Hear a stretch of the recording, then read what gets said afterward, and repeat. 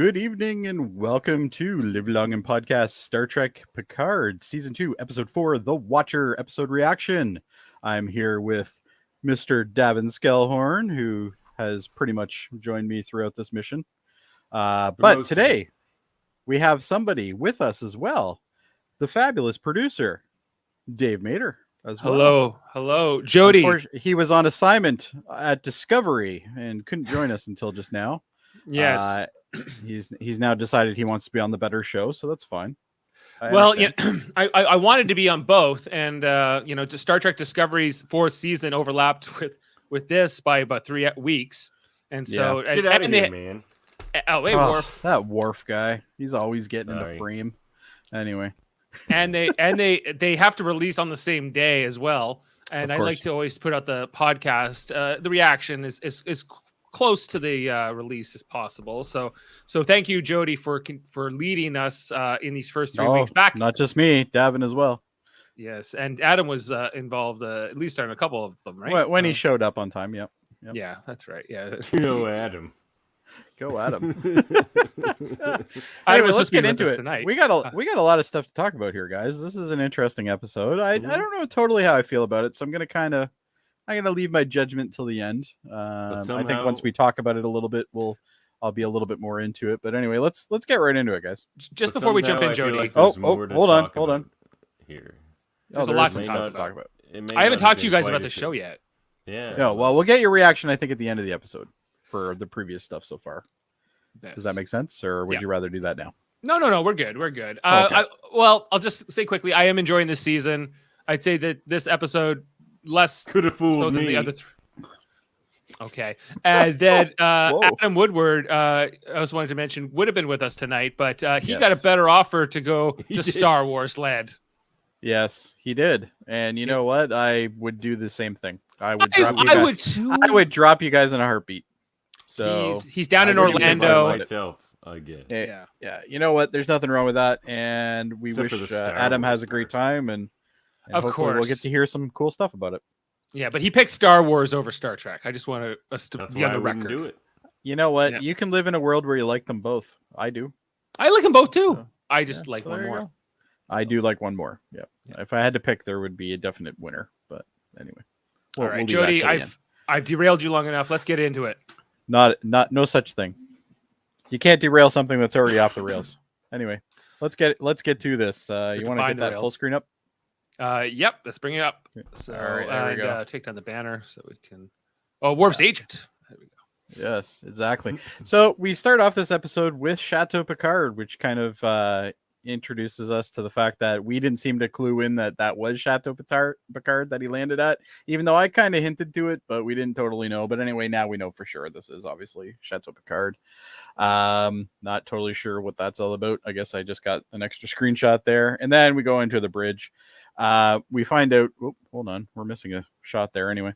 We'll just talk about it from here, but basically the bridge shows our people are there, so to speak. Then we go to this scene, and this is a very jarring edit for Leah Thompson, who, if anybody didn't know, Leah Thompson is the person who did this episode as well, direction-wise. Last week as well. It seems she's going to be kind of on for the back episodes, like the ones where they're back, back to near our time period by the looks of it. But anyway, this transition to me didn't work. We literally went from the bridge of the La Serena to this.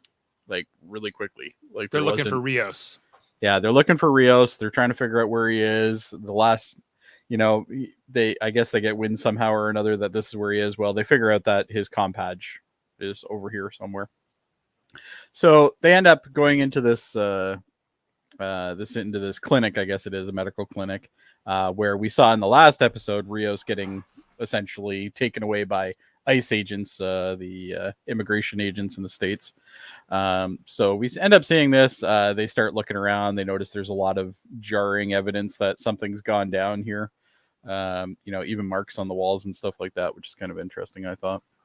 Then at that point, this lady who works there kind of says, oh yeah, I know who Rios is. He's that scruffy dude with the beard. Yeah, okay, whatever. And weird yeah, clothes. He's gone. He's wearing clothes and everything. It's incredible. Anyway, but when they said he had weird clothes, remember? When weird clothes, tall guy with a scruffy beard is what I think. And no ID. And no ID or anything. Yeah, but anyway, so they end up getting wind that he was taken away by these ice agents. And then literally that's the whole scene. I don't know if I needed the whole scene, but I got it anyway. Then we go over to the La Sirena again. We see Picard and Jurati. Jurati is clearly cold. They don't really make reference to it until a little bit more into the conversation, but essentially there's no environmental systems right now. Everything's under repair. And that's why we have extra layers on. Apparently Picard's a badass though. He doesn't need anything, just Jurati does because she's cold apparently. I got a note about all of this. Everything about okay, they don't have power, but they do have transporters. They do have a cloaking device. They do have lights, but they don't have heat. Like it's very inconsistent. Well, they didn't have transporters, and that's what she needed, the Queen. Yeah, she needed to get that going. And the ship is under a self-diagnosis and fixing mode, so I would imagine everything's on low power. So essentially, unless it deemed necessary to need it, it's turned it off for now, I guess.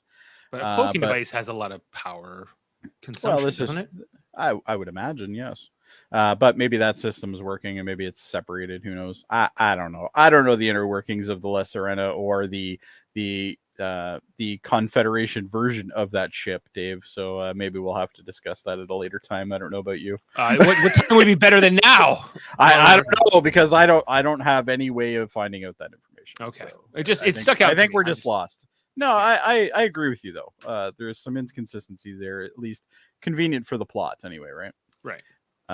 So anyway, they decide they're going to go to Chateau Picard, which is on the same grounds, obviously, because then they could at least make a fire and be a little bit more warm and stuff like that. Because Picard knows that there's fireplaces in that joint, because he used to hang out there. That used to be his crib, right? So that's how it goes, right? Anyway, I got all my street talk in, so I think we're good. The streets of Labar. Streets of Labar. There you go.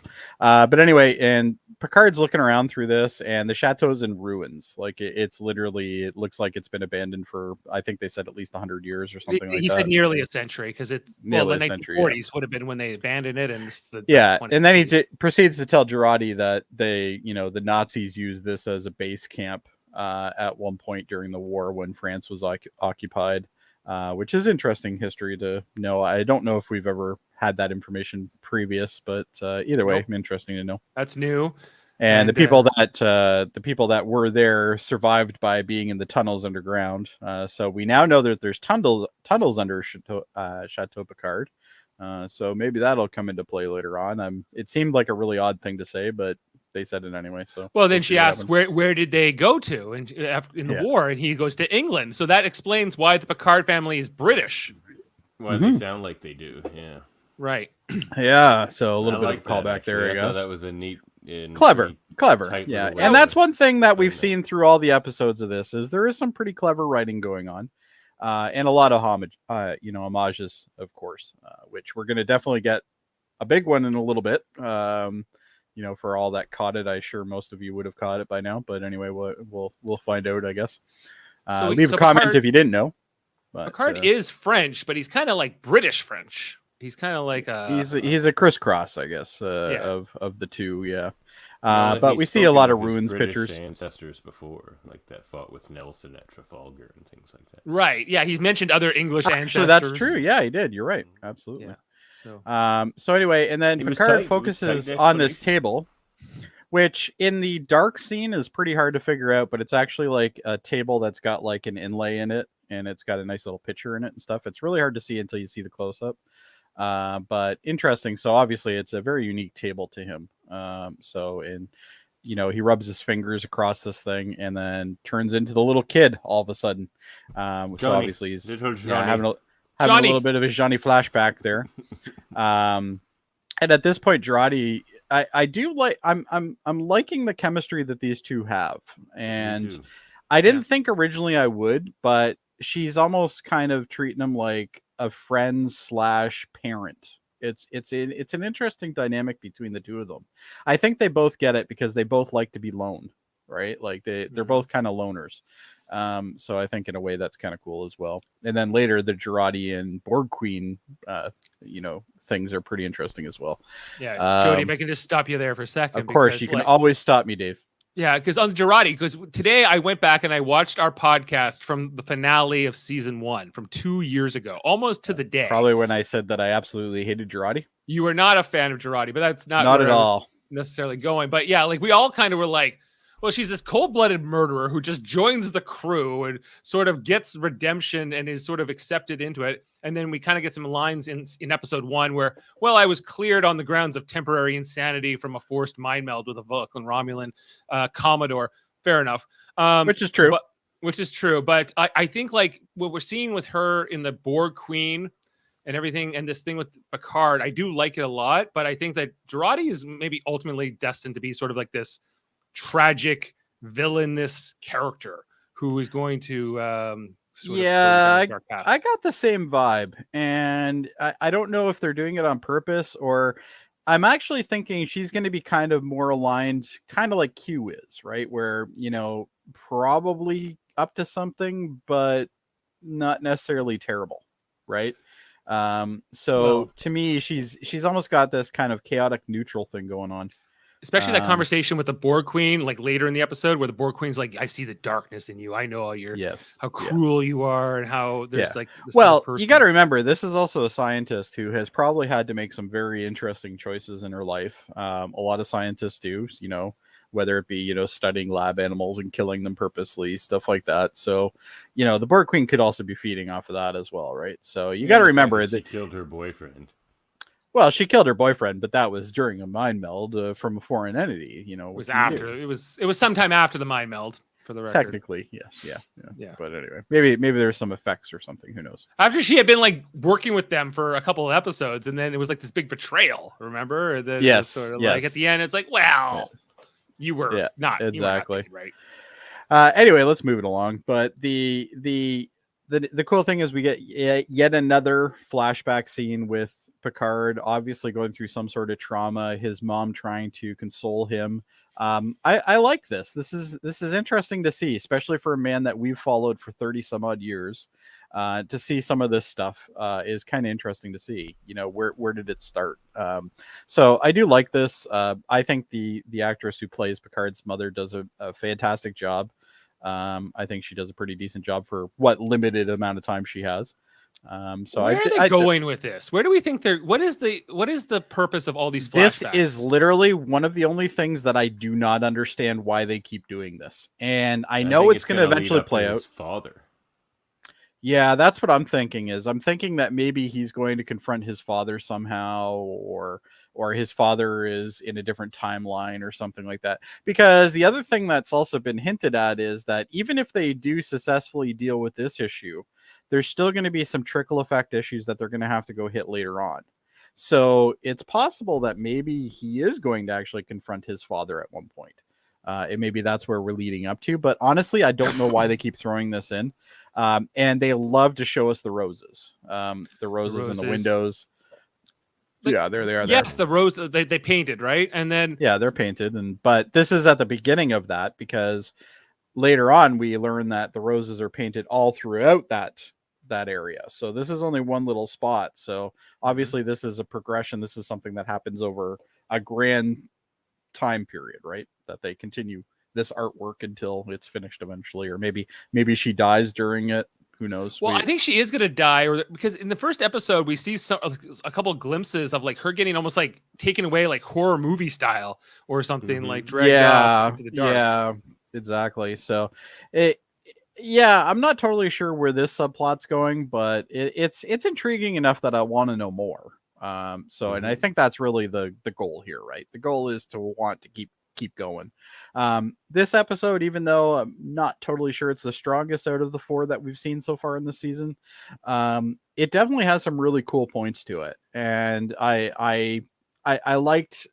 It kept me intrigued, which is really the biggest issue that I have nowadays, especially with a lot of the newer episodes of things. But anyway, we end up seeing Picard tending to the fire after this, and he's now out of his daze thing. This is probably one of the coolest scenes in the entire show, I thought, was this 15 thing. So for anybody who didn't catch all of this, basically Girardi, obviously in previous episodes has already kind of melded with the Borg Queen. So she's got some information in her head. Whether she can recall it or not is a whole other issue.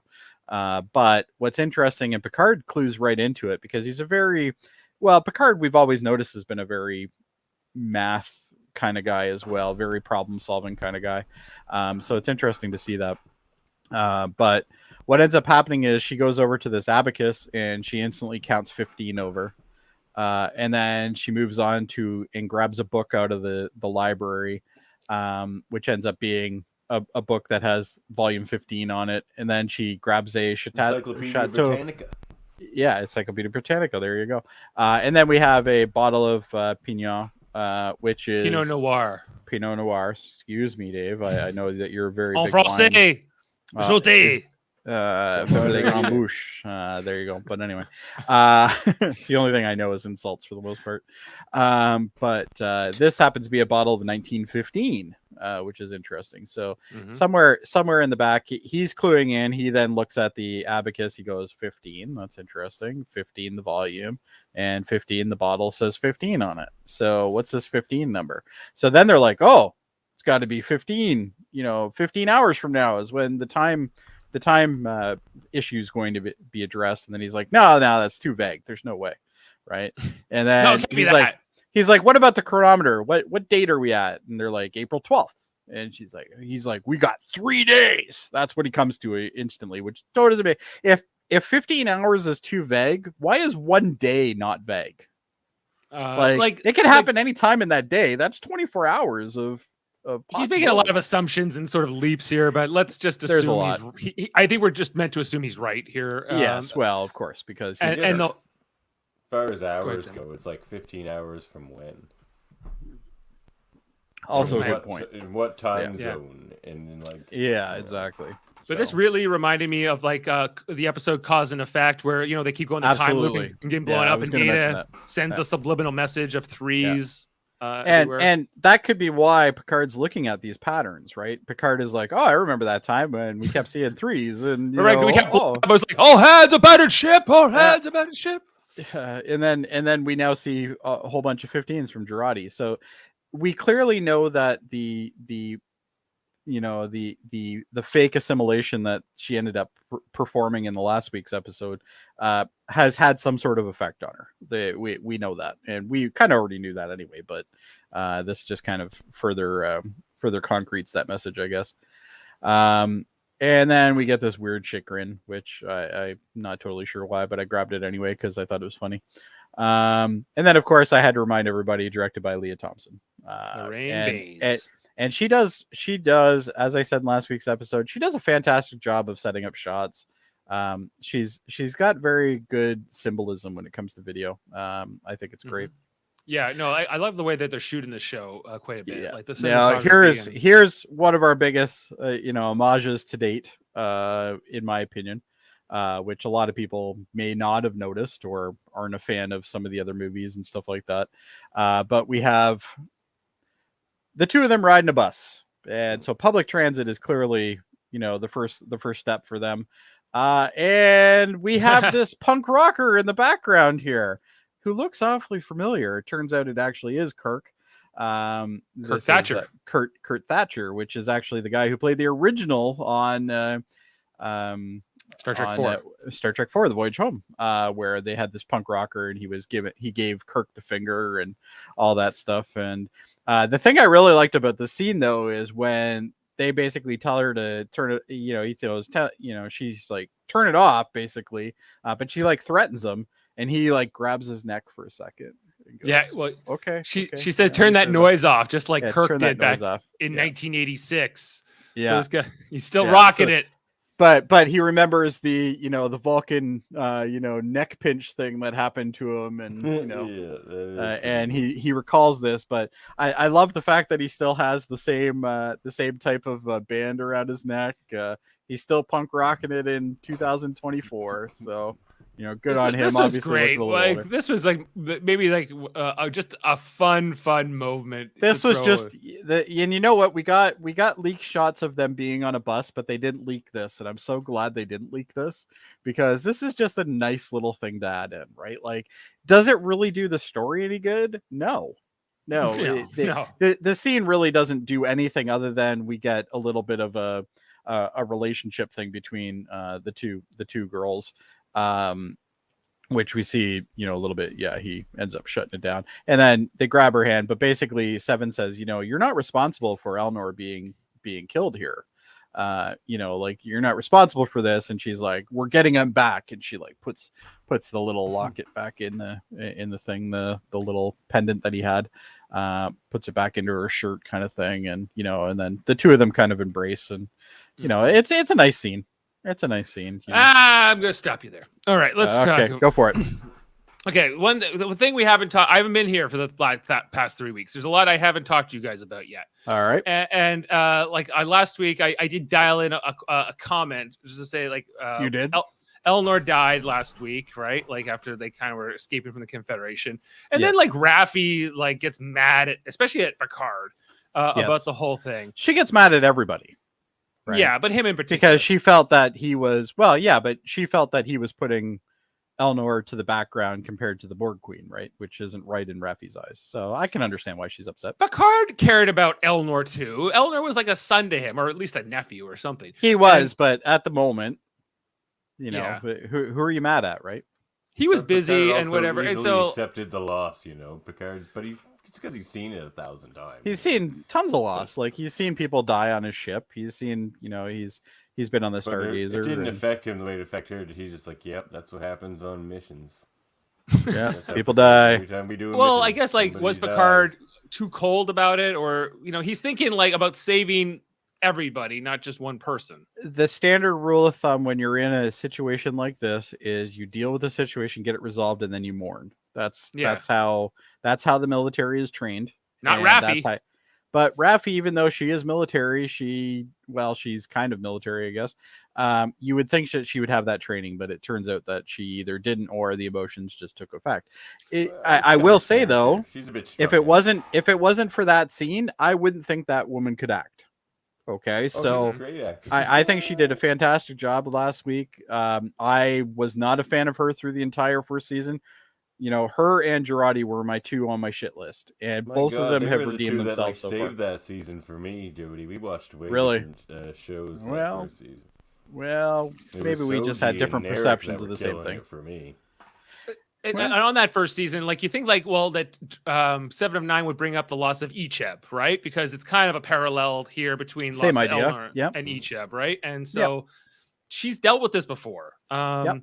And this whole thing, and there was other thing was too, Raffi was mad at Picard because he's always playing games with Mr. Alphabet, Q.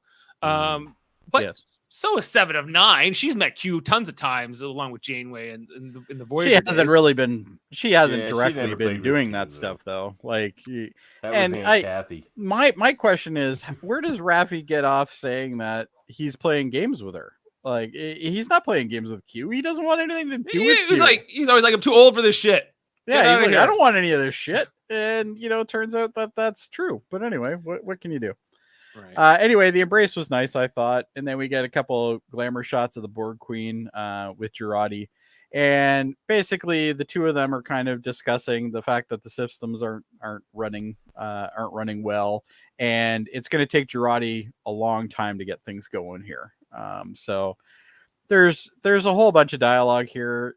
Do you always purposely grab the Girardi derpy faces or what? No, it's very hard to grab Girardi. It's always I implore you to try and see if you do any better, because no matter what I can, unless I sit there and do click, click, click, click, freeze frame and do it that way. But I ain't got time for that. Respect, I'm sorry. I think maybe you should. Glamour shots only, Jody. Great actress. All right, I'll try next episode, guys. But I already watched the episode twice because I watch it once in full and then I watch it again and take clips. So it's the second time around. I'm like, I just want to get it so I can see the next cool scene, that kind of thing. But anyway, we learned that Picard, because they can't establish any communications with the 3 that they've already sent out. Picard is like, you know what? we got coordinates. I'm just going to go have a look myself. I'm done with this crap. I'm the captain, but you know what? I'm going to go on the away mission because that's just what the hell I do. I'll leave you here with the Borg Queen. Yeah, I'll leave you here with the one person that probably can manipulate you. And it's cool. But I trust you, Girardi, so it's fine. And there is that trust that he is showing to her, which is nice.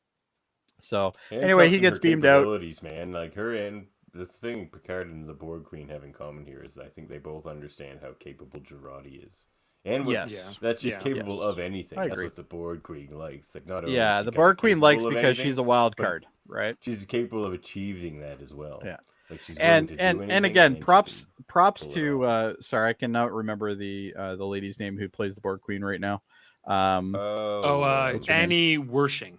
Yeah, Annie Wershing. There you go. Again, props to her. She's doing great. She's the first time I saw the Borg Queen, I was like, meh, she's boring. Well, she was thinking like she was have much to do. She's made it way more fun. Yeah, like she's a fun character to watch now. Oh yeah, which I like. But Very anyway, evil. they have a discussion, and again, we've already talked about it. When I you guess, disconnect the Borg Queen, we've never really seen that. Yeah, we've never seen her an autonomous Borg on her own loneliness and and she's very lonely, and the two of them kind of talk about that.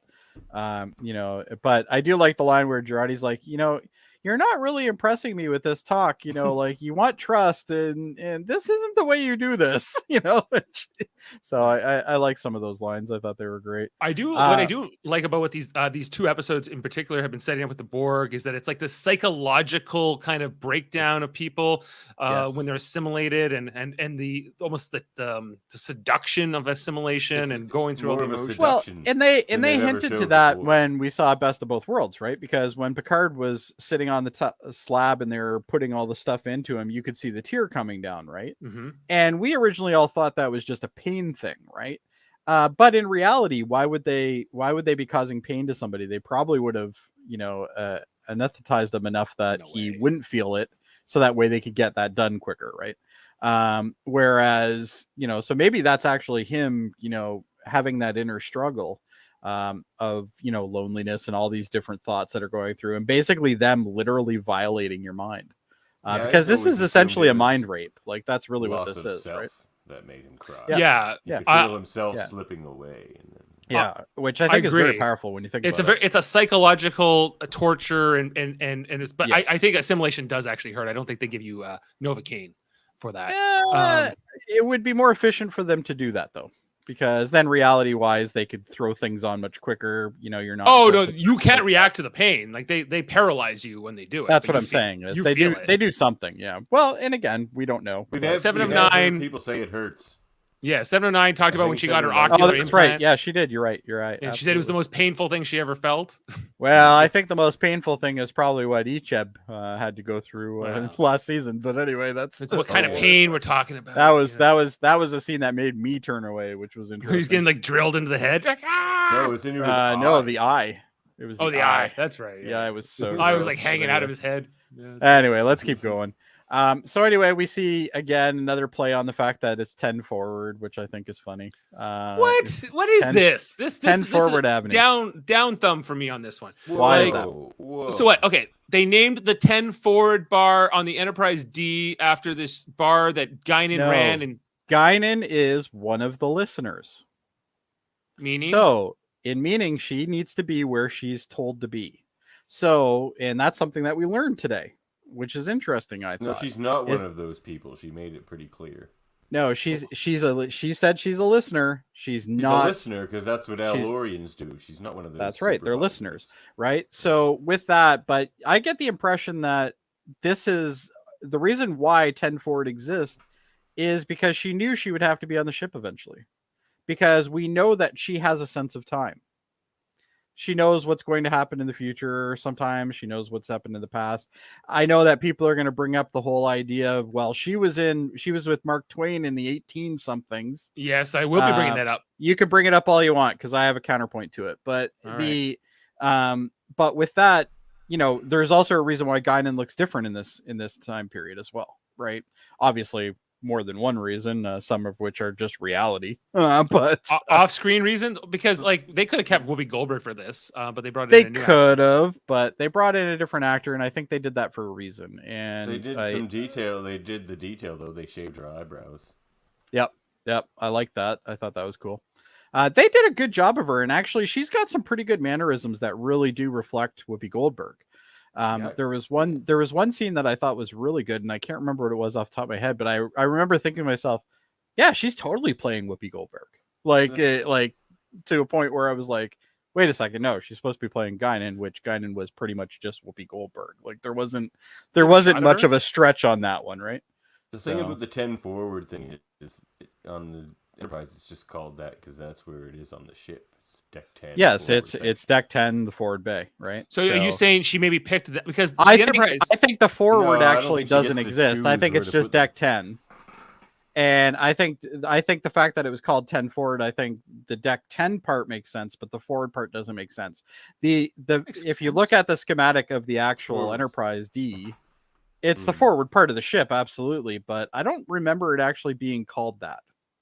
So I'll have to double check my technical. I don't know where you're going sometimes, Jody. You're all over. That's fine. You can go all you want. But anyway, and that's half the fun of this, right? Is I get to go on my own tangent when I want to. I know. Just like you do. Wait. Come back. What you said there wasn't right. It's like it is. I'm gonna pull up the damn technical manual. No, just because we now call it 10 forward doesn't mean that's what the original plan was called, right? So what I'm saying is because it was on deck 10, she just called it 10 forward, right? So it's possible that Guinan named this way back when, right? She might have named 10 forward on the ship. We don't actually know how long Guinan was on the ship for. She didn't just show up. Like she showed up in the show, but in reality, she might have been there since day one. No, because she said some sort of temporal awareness as well. Because remember that episode where she's there with Mark Twain and stuff, and like she has yes, but okay, we know that she did not come on the Enterprise until after Tasha Yar died. We know that. Well, we know that because the two of them never met, right? Right. So we do know that, but that could also be because Tasha was never in the bar. But the bar doesn't show up until season 2 anyway. There's a lot of people I've never met, Dave, but they do exist. And just because I wasn't at the same place at the same time as them doesn't make them not exist. So Jody, you're driving me crazy. It's a big ship. It's a big ship, Dave. That's what I'm trying to say. A bar hound. Come on now. There was a whole line. We don't know that. Jesus Christ! If you would let me tell you, I will argue this to the death. What are you talking about? Like, okay, Jody, bring this down for a second. Jody, there's a whole dialogue. Remember when Sela comes along and like Picard and Guinan are having conversation. She's like, I'd like to talk to you about Tasha Yar, and that Sela is the daughter of Tasha Yar. He's like, oh, how could that be? And he was like, you never met Tasha Yar. You came on the ship a year after she died, is what Picard says. Oh, did he? Okay, that part I don't remember. Okay. I know my Star Trek, Jody. Stop trying. I didn't say you didn't. I'm just. You were like, I don't know about that. Here. I think you're wrong. You don't know what you're saying. I know what I'm saying. I just like to get you aroused over at the trouble with. Well, you did it. You got me going. I got you going exactly. So that's my job. And also Geek Tall Champion. Dave's got credentials. Yeah, I'm good at my trivia. I know what's going on. I'm a curling champion, technically. You are. We won that together. It's true. And Worf. Screw you, Worf. Anyway, right. But on this bring it back up. On this note, I think that it's possible there are many bars on the Enterprise D. It's possible she picked 10 forward because it happened to be a name that happened to be her something bar. She already knew. Yeah. Could be. Very much so. We don't know. On this timeline's also not maybe at one point when the Enterprise was being designed and that compartment was going to be 10 forward, maybe she knew the guy that was designing it. We don't know. Dave, it's all speculation. It's more just coincidence. I think they're just could be coincidence as well. Who knows? But either way, does it really matter, guys? Let's just enjoy it and move on. Anyway. All right. So Picard walks into this bar. Kind of creature that the So stop me if you heard it. Picard walks into a bar. All right. And then, no, I'm just kidding. But anyway, so he walks in, and I thought it was interesting that he grabs the bottle that was from the other time period as well. Very familiar bottle to him. Yeah, Sorry and Brandy. And he's like, hey, I'm going to get a fucking shot of this quick, right? Did you notice, like, he just literally is like, he's turned into Lush Picard. Like, he's like, oh, fuck it, I'm having a shot of this shit. My day's been pretty shitty so far, so, where we go. Anyway, so he grabs the bottle. Yeah, he grabs the bottle, and that's when Guinan shows up. And he's like, wait a second. I know you. You're Guinan. And she's like, I have a pump shotgun that tells you otherwise. Why are we talking? No. But anyway, basically, we find out that Guinan's actually closing up shop. So she's closing up shop, and eventually, once she figures out that he's, he calls her Guinan, and he's like, calls her Guinan, and then he says that she's an Elorian. At that point, she goes, wait, hold on. If you know I'm an Elorian, you're not from around here. Right? And he's like, well, no, I'm from France. And she's like, no, planetarially wise. So anyway, I thought could have saved like 10 minutes of story time if he just came in and said, hi, my name's Jean-Luc Picard. Yes. And this, I do have a criticism about that, which pretty much you just covered, so there's no point in me saying it again. But all the scenes with Guinan do take a little too long here. This was dragging for me. And I think they wanted to establish her. Well, they wanted to establish her, but I don't think we're going to see anything more of her. I think we're literally going to see maybe a little bit near the end of the season. So. I think this is probably a one and done personally, but you never know, right? Because at this point, we still think that she's the what is he looking for? He's looking for the Watcher. The Watcher. She says is a supervisor. Yeah, well, no, she doesn't even say it right away. No. She keeps hinting that she's not the Watcher, and he's not cluing in. He's like, well, you're going to help me, Guinan, because you're the one that's going to help me with this and all that. And, this just goes on too long. I thought the dog part was cute. Appears to be the same dog that we see at Chateau Picard, or at least Did you see who brought the dog in? Yes, that was Brian Quinn from Tell Him Steve Dave. Tell Him Steve Dave, more popular Impractical Jokers. He's is that who that was? He's a big Star Trek fan, so he must have pulled some legs to get in. I was like, Q's here, not Q, not John. Well, I thought it was interesting that technically this episode has 2 Qs. Yeah, it's 2 Qs. So because they call him by Q, right? So it makes kind of sense. Interesting little nod, anyway. I thought, but he doesn't really have much in the ways of lines. No, he just shows up with a dog. But probably creates the most saddest moment in the entire episode, but at least for me anyway, as a dog lover. But Guinan and Picard talk. He's trying to kind of convince her to help him, and she's just like not having any of it. She's like, I am done with this fucking place.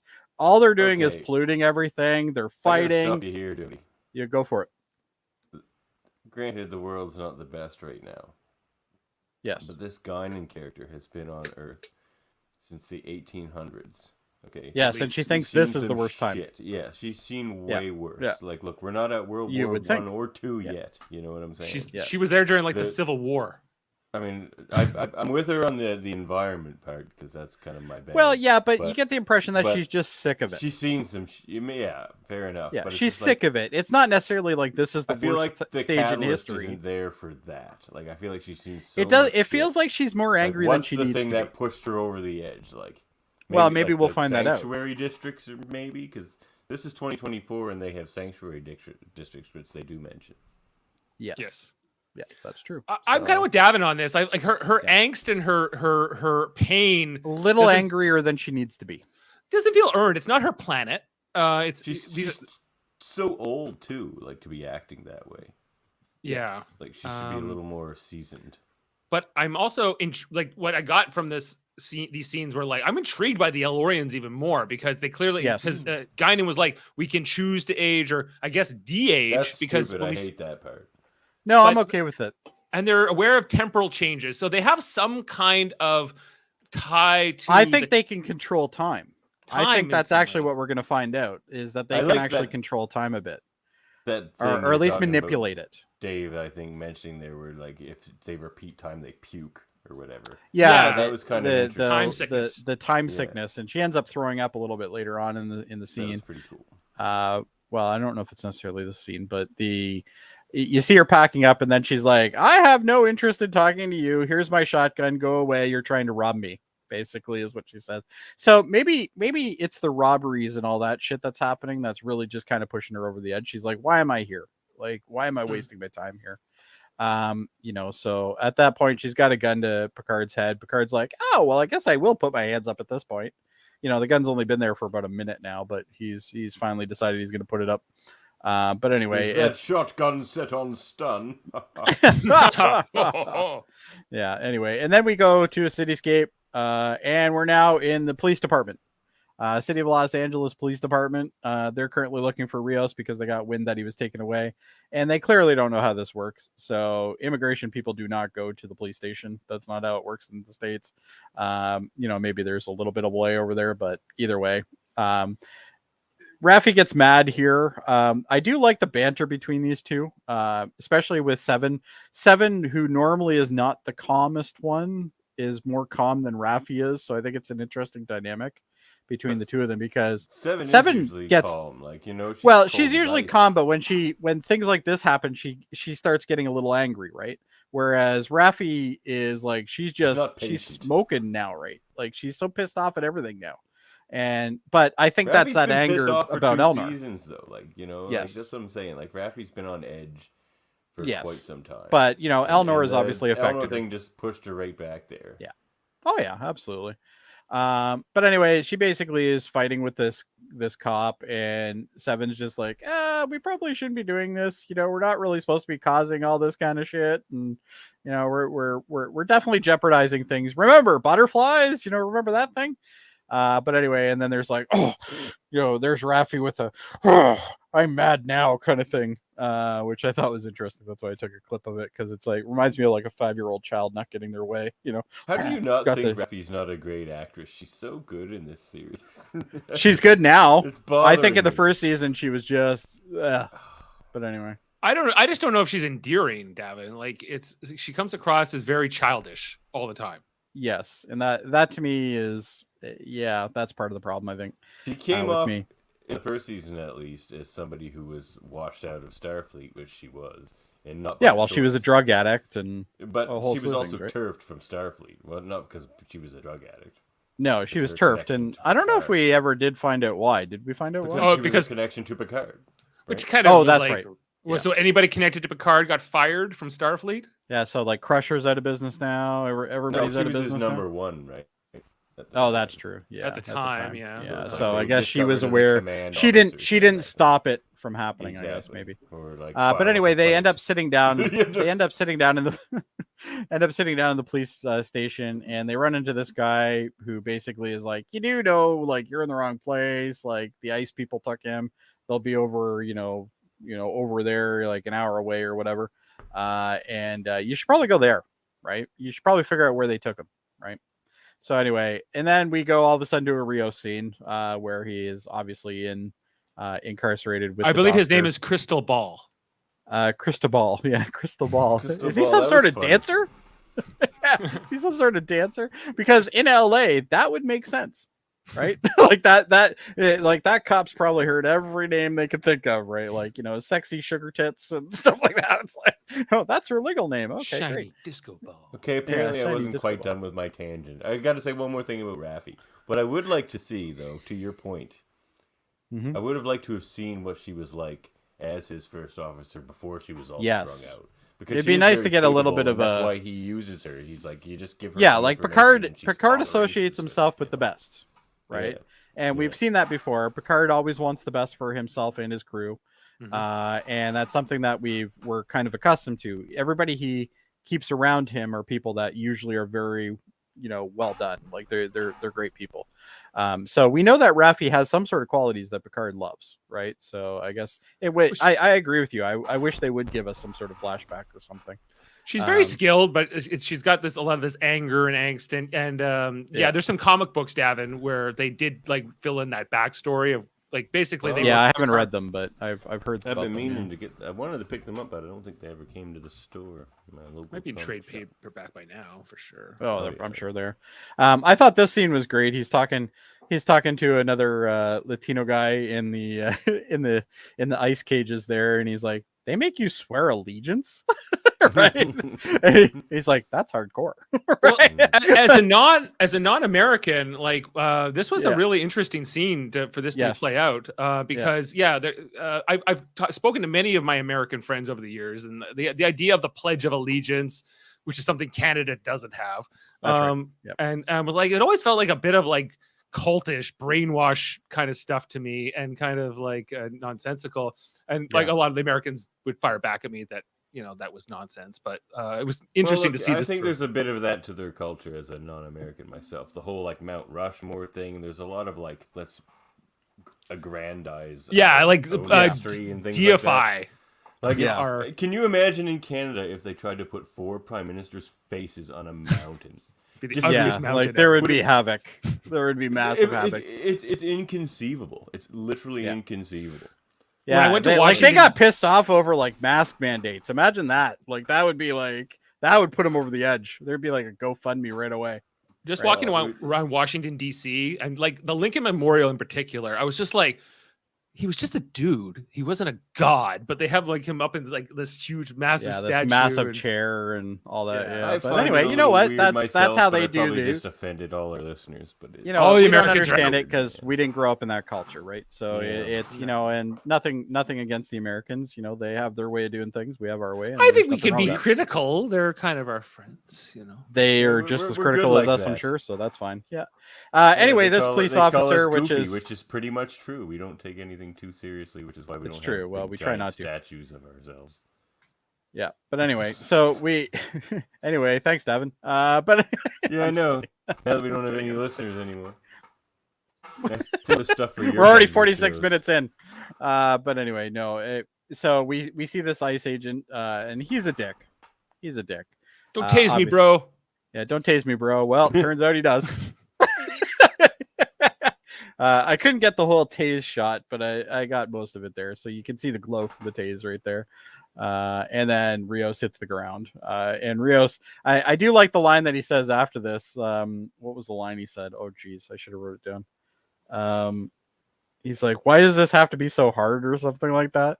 Why does this century have to hurt so much? Why does this century have to hurt so much? I love that line. Because literally this guy just keeps getting the shit kicking. Like the second he got he's here, having a rough couple days, man. Like when he hit that balcony on the rest of them, the rest of them are like the rest of them are like walking around, like trying to look for things and stuff like that. Picard's having a drink with Guinan, and this guy's getting his ass tased. He's getting thrown down a couple times. Like this guy's having a bad time. It's pretty funny making him just like the physical comedy of the season. In a way, yeah, but I hope they do more with him because the more he talks, the more I enjoy him. I like him a lot too. Yeah, he's an interesting character. Yeah, I don't like Rios and Jurati as a couple. He should be with the doctor. She's got the chemistry. This is his Edith Keeler. Well, and I think we're going to see more of her. I have a funny feeling we're going to see more of her. Yeah, she ends up getting released from the ice thing, which we find out a little bit later. Anyway, Guinan's back, and they're now having a drink again. And at this point, the dog comes over, and they have this interesting thing, that dog doesn't like anybody. He doesn't really come up to anybody, and Picard's like, well, I'm not a threat, right? So, typical Jean-Luc Picard there. But this is like the most Patrick Stewart episode they could have ever made. Oh, for sure. This episode is all about all his political beliefs and dogs, which he loves. Yes, especially pit bulls. There's his dog of choice. Yeah, and cute dog. But anyway, so we end up Guinan kind of gets a little upset with the whole conversation. Says, I'm not this watcher. Blah blah blah blah blah. And that's when Quinn shows up. That's when Quinn shows up. I got a decent shot of him. But anyway, he's there. Apparently he's Dale. Dale is one of her friends, and I guess he's going to take the dog. Which I thought was probably Dale again. I don't think we're going to see Dale again. I think this was just a walk-on for a Star Trek fan. I think that's who it was. But either way, it was a neat thing to see. I did a table take when he showed up because they do a long shot. I know who that is. I was like, they did a long shot first, and you couldn't really make out totally who he was. And then it's like, oh wait, that's Quinn, right? That's Q from Impractical Jokers. Tell him Steve Dave and all those. So being a Star Trek fan, because that Stacey Abrams person was a Star Trek fan, so they gave her a role too, right? So and Michael Chan, a Star Trek fan gets your role now. I'm a Star Trek fan. Well, we got to talk to Michael Chan, get his agent to get us on the show. Got to get his agent, and there you go. You can get on there. I'm not Star Trek material, so I'll be fine. But maybe speaking you two of can show this up. new one, the one who's playing Guinan now, Ido Agayeri. Yes. She's a Canadian from Alberta, and she was born like the same week that Time's Arrow played on TV back in 1992. The one where they go back to San Francisco and meet Guinan then. Wow. Right? So I was like, wow. She's so young. She's so young. Now, the only complaint I have about Q here is that fucking tie. No, even now, nobody would wear that tie. No, it's a terrible tie. Terrible tie. I don't know what they did. I'm willing to bet he brought that in himself. Of the rest of that outfit. It's a terrible tie, but anyway, but it's nice that that Quinn got a spot on there. A cameo is the dog wrangler. Yeah, he doesn't really say much either. Like he's like, "Come on, girl," I think is all he really says, or am I too early or something like that? And then he says, being early. Yeah, and then at that point, the dog. We learned that the dog's going with him, which is sad. Hello. Hey, you guys, tell Spot that he is a good cat. Spot, I don't know Spot. And a pretty cat. I'm not gonna lie to you, Spot. I don't know you. That's not Spot, actually. But you'll look. Miles. He's named after Miles O'Brien. Miles. Oh, okay. Yeah. Well, we have a cat named Spot. He's yes, orange. I've met your cat, but I've never met Davan's cat. So anyway, let's move on. And then we see very teary Guinan, which is something I don't think we ever really got to see much of. But we didn't really get to see a lot of emotion other than anger. That's what threw me too. It didn't feel right. No, it didn't. But you know what? I'm okay with it because everybody has emotions. Or at least we believe that anyway. And it's one of those things where she's upset that she's getting rid of her dog. Like that's she's preparing to leave. Humanity, yeah. She's not going to take the dog with her. Maybe she can't based on the technology that they have or something. Who knows? We never saw this from Whoopi Goldberg's performance ever, so it's very out of left field. She's too cool, man. Yeah, like even we've seen. But maybe that's something that the age has given her, right? We're dealing with a much younger Guinan right now. Yes, but we've seen an even younger Guinan than this. Yes. Well, yes, we have. But anyway, like 150 years younger. But anyway, basically, Picard's like, "You can help me. You can help me," and she's like, "I'm not interested in helping you. Stop asking." Basically, is what she's saying, and she's getting a whole bunch of stuff ready to. I guess she's going to donate it because she's closing shop, and Picard's just like, "Yeah, no, I'm not interested." And then all of a sudden, she just hurls, and she hurls on the side of the thing. That's about as clean of a picture as I could get. We don't need any more than that, I don't think, but. And he's like laughing because he knew that was going to happen. He knew it was going to happen. We make Guinan puke. Yeah. This is going to be fun. And then basically, before we get back into the scene here, hold on. I'm losing the mark here. But once we get, we find out that Elurians have almost like a motion sickness, but for time, when time is disrupted. Cool. Yeah. And like, that was neat. I go back to like Star Trek Generations and Tolian Soren as played by Malcolm McDowell, where he's like, time is the fire which we burn. And the Elorians are obsessed with time. And obviously she could sense like the time change shift when like yesterday's Enterprise happened. Yeah. Now this new thing of like they can change their age backwards and forwards at will. No, but I think and that's where I'm still into this. And forwards. No, she didn't say that. She just said that she can change her appearance. She said she could choose to age forward, but the fact that Whoopi Goldberg looked the way she did in the 1890s and now this version looks younger indicates to me that it can go either way. I had that thought well. I think that the Elurians have the ability to harness time. They have the ability, maybe only to themselves, but they can harness time. Somehow. Or they have some sort of way that they can run on that plane or something. Who knows? But remember when Q and Guinan in that episode where they meet up and she puts up her hands? Yeah, right? she's like that. She's like, this creature is not what she appears to be. Yeah, and we never did find out why. So that was interesting. I was hoping maybe we're going to find that out in this series. I was hoping that maybe. I think we are going to find out. We might, especially when we see the Q thing later on in the episode. We're like, some weird things are happening here. But either way, we go back to Raffi and Seven. Raffi has decided she's going to basically get information out of a computer that's in one of the cop cars out front. Seems like a bad idea to do it to one of the cop cars out front, but this is Raffi and she doesn't think a lot apparently. And she brought a phaser with her. She also has a phaser, even though she told well, she was told not to. She has a phaser, and she's like, I don't know how that got here, but anyway, zap. And I've had enough of your Raffi bashing, young man. Listen, but that's how it happened. I'm with you, Jody, on the Raffi bashing. Let's keep going. I'm not really bashing her, but this is something that clearly also don't she's like not the Raffi bashing. I don't care what Worf thinks, quite honestly. But anyway, I like this scene. I thought this was cool how they did the window. The window effect was neat, I thought. Very cool. And then you see her kind of like hacking the computer, so to speak. And she's like, oh, well, in the 21st century, all these systems are linked.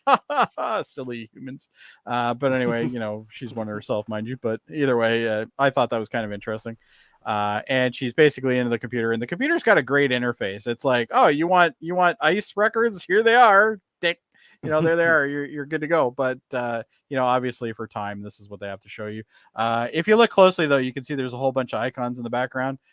This appears to be a custom version of Linux, but we don't know for sure. So who knows? But anyway, maybe one day we'll get to use this on our computers. Who knows? But anyway, maybe 2 years from now. Maybe this is Windows 12 and we didn't know. Maybe. Who knows? But anyway, either way, she ends up going through the thing. She figures out where the detention center is that he's at, and at that point, we notice some cops out front that are kind of looking around. And Seven's like, she jumps into the car and she's like, can you just get the fucking information? Like, we shouldn't be doing this. Like, Seven's the only logical one there to everybody on this crew right now.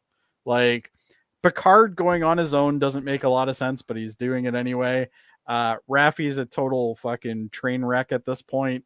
Obviously, Mr. Punching Bag is currently locked up. So, like, Seven's the only real logical one right now. She's like, we really shouldn't be doing all this stuff because we're essentially just drawing attention to ourselves.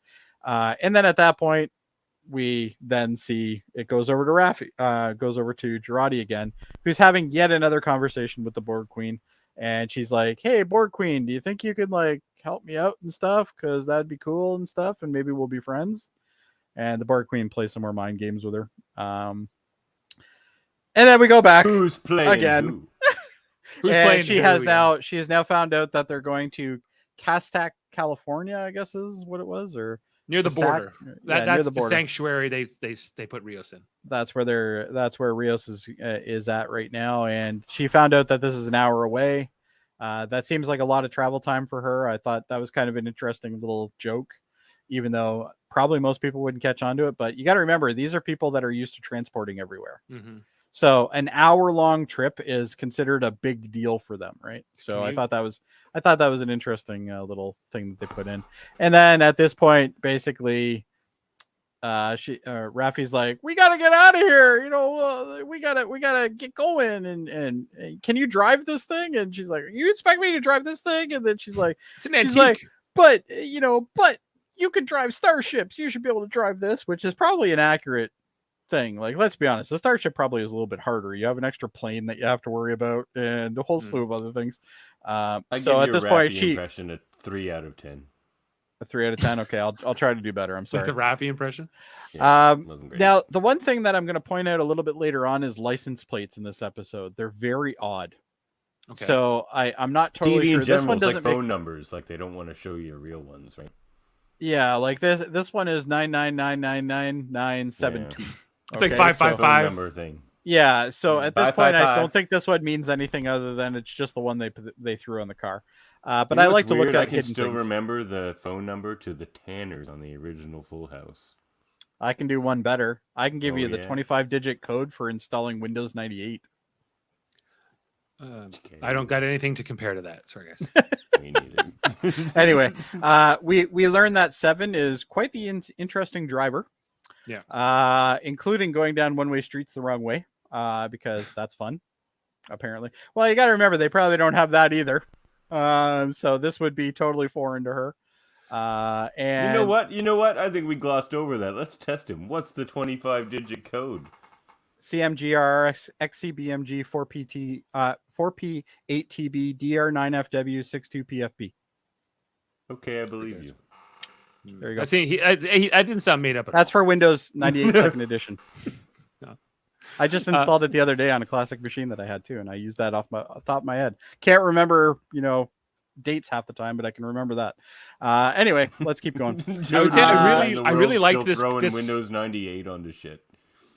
It'd be the Henry Starling Windows version. Remember, he was. I love this screenshot, so I had to keep it, even though technically I didn't need it, but I had to keep it just because Raffi's face alone is fantastic in this. I like these two together. I like their dynamic. I'm especially enjoying Jerry Ryan this season in this version of Seven. Yes. The non. I like this version of Seven. Yeah. She's a more human.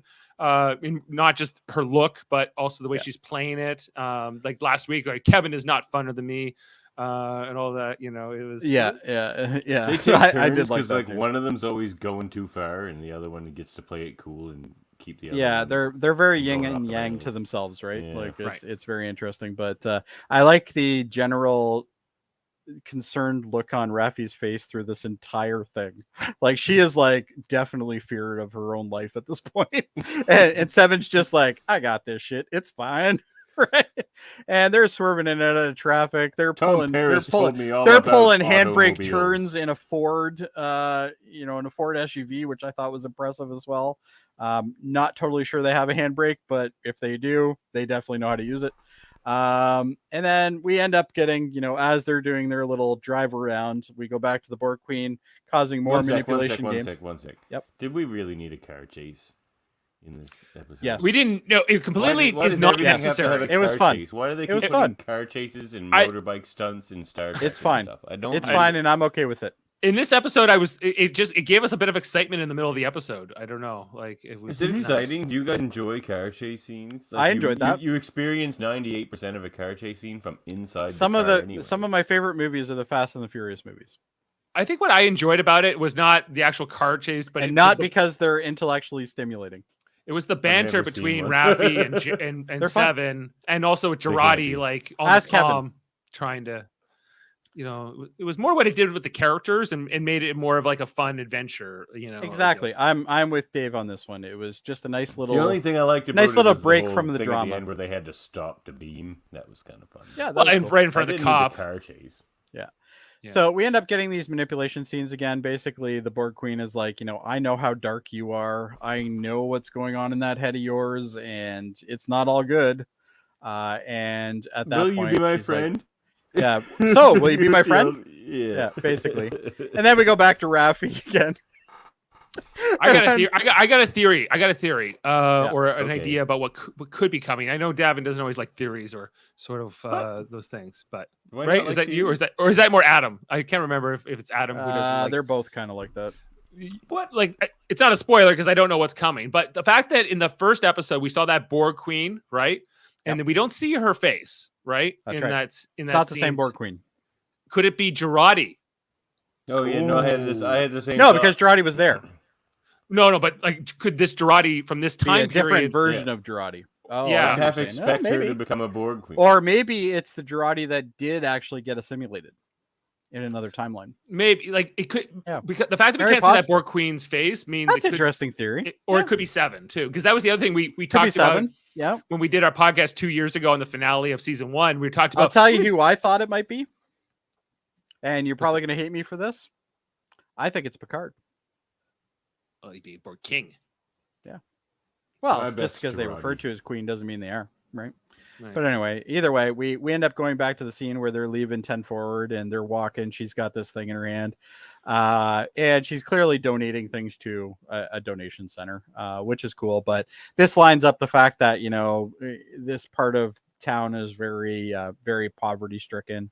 All that. And basically, she's using this as an example that humanity's terrible. Basically, and she doesn't want anything to do with them anymore. World War III is coming right up, right? World War III is only a few years away. Yeah. If your theory is correct, then we will not see Girardi as a main character in season 3. That's true. Why? Because she'll become the Borg Queen. Yeah. Well, she could still be a main character. We'll see. But there could be more than one too, right? There could be this could be one of those. What's that? What's the girl's name on Discovery who keeps coming back from mirror universes and everything?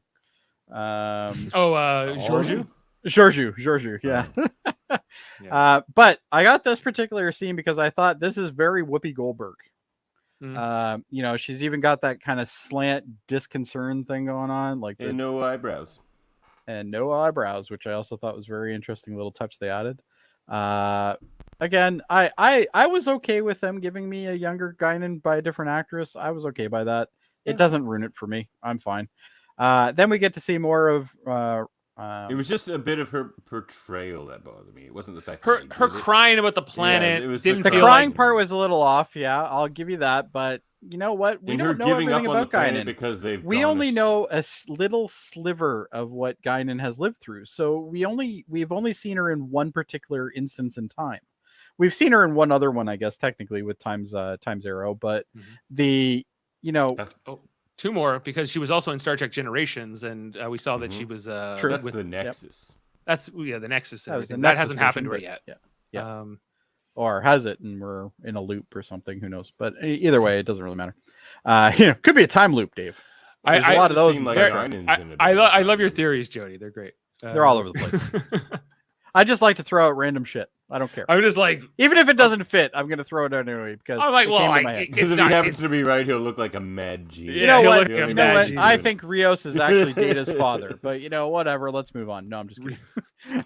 But anyway, we if that one ends up being correct, then that would be funny. But I'll tell you right now, I'm going to quit right now because if that does happen, that's just terrible. You'll retire as a champion. I'll retire as a champion. I'll be like, screw you, Dave, and I'm done. Can't show up to trivial debates. I peaked.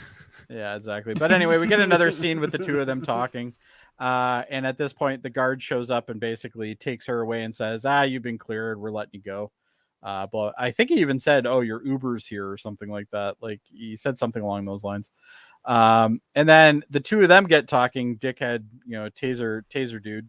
And Rios start talking, and Rios basically is like, well, okay, I'll tell you the truth. This is my name.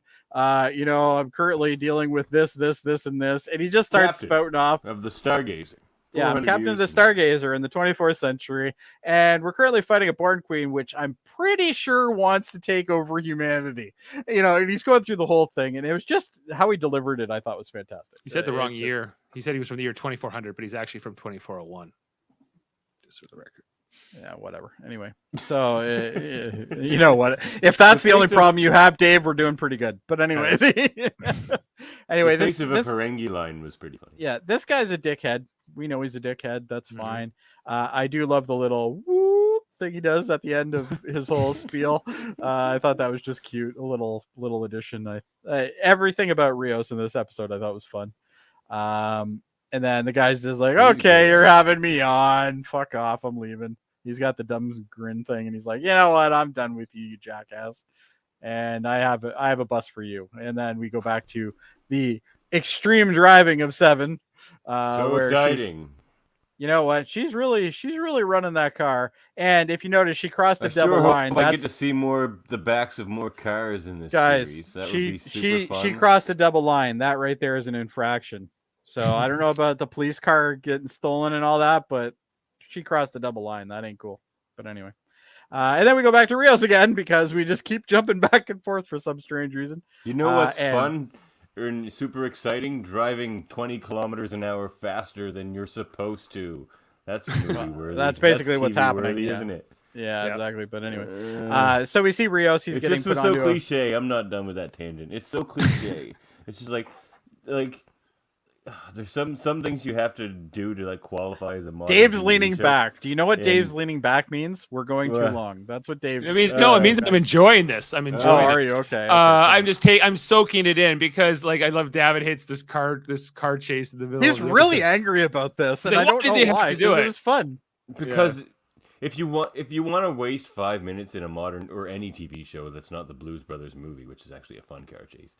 Put a car chase in there. It's just a waste. Yep. That's why I've never watched a Fast and the Furious movie. That's a waste of a movie. It's a waste of an entire movie. I would agree with you, Davan. Mostly, I think in this episode it didn't bother me because I think it gave us a bit more. It gave us a filler, but it's more just character development really between Raffi and Seven and Girardi. Guys, it's a fucking TV show. Can we move on? Move on, Jody. This isn't the end of the world here, guys. It's just a car chase. I kept wondering too about Mr. Rios here. Where are they deporting him to? They don't even know where he's from. Mexico, of course. Well, he won't tell them, Dave. So he's now going to go to Guantanamo. He has no identity. Okay, that's much worse. like, let's be honest. But anyway, he gets on this bus and he's like, "Wow, this is a really weird bus." There's no like bus I've ever been on because I've never been on one. But anyway, at this point, Rios is like, "Okay, well, this is cool. Oh, there's that dickhead guy that tased me earlier." And he's like, "Have a nice ride there, pal." I love that they're tying in the sanctuary districts from Deep Space Nine and bringing that into this. I'm like, that's smart. Kevin kind of thought about that the other night, and I'm like, yeah, that's totally what they might do. And I'm glad they are for sure. So then we go back to the Borg Queen, and again, Jurati and her are sparring off about this and that. She would like to get transporters up and running at this point, but the Borg's playing it very easy. She's like, "Oh, so you want the cloaking system working? You want this working? You want this working?" She's like, "No, I want the fucking transporters. You heard the conversation, you ass." Right? But the two of them are still sparring because now I will say all the Borg scenes did eventually get a little too long for me, but I enjoy the Borg Queen, so therefore I'm letting it slide. They should have had a car chase then, Jody.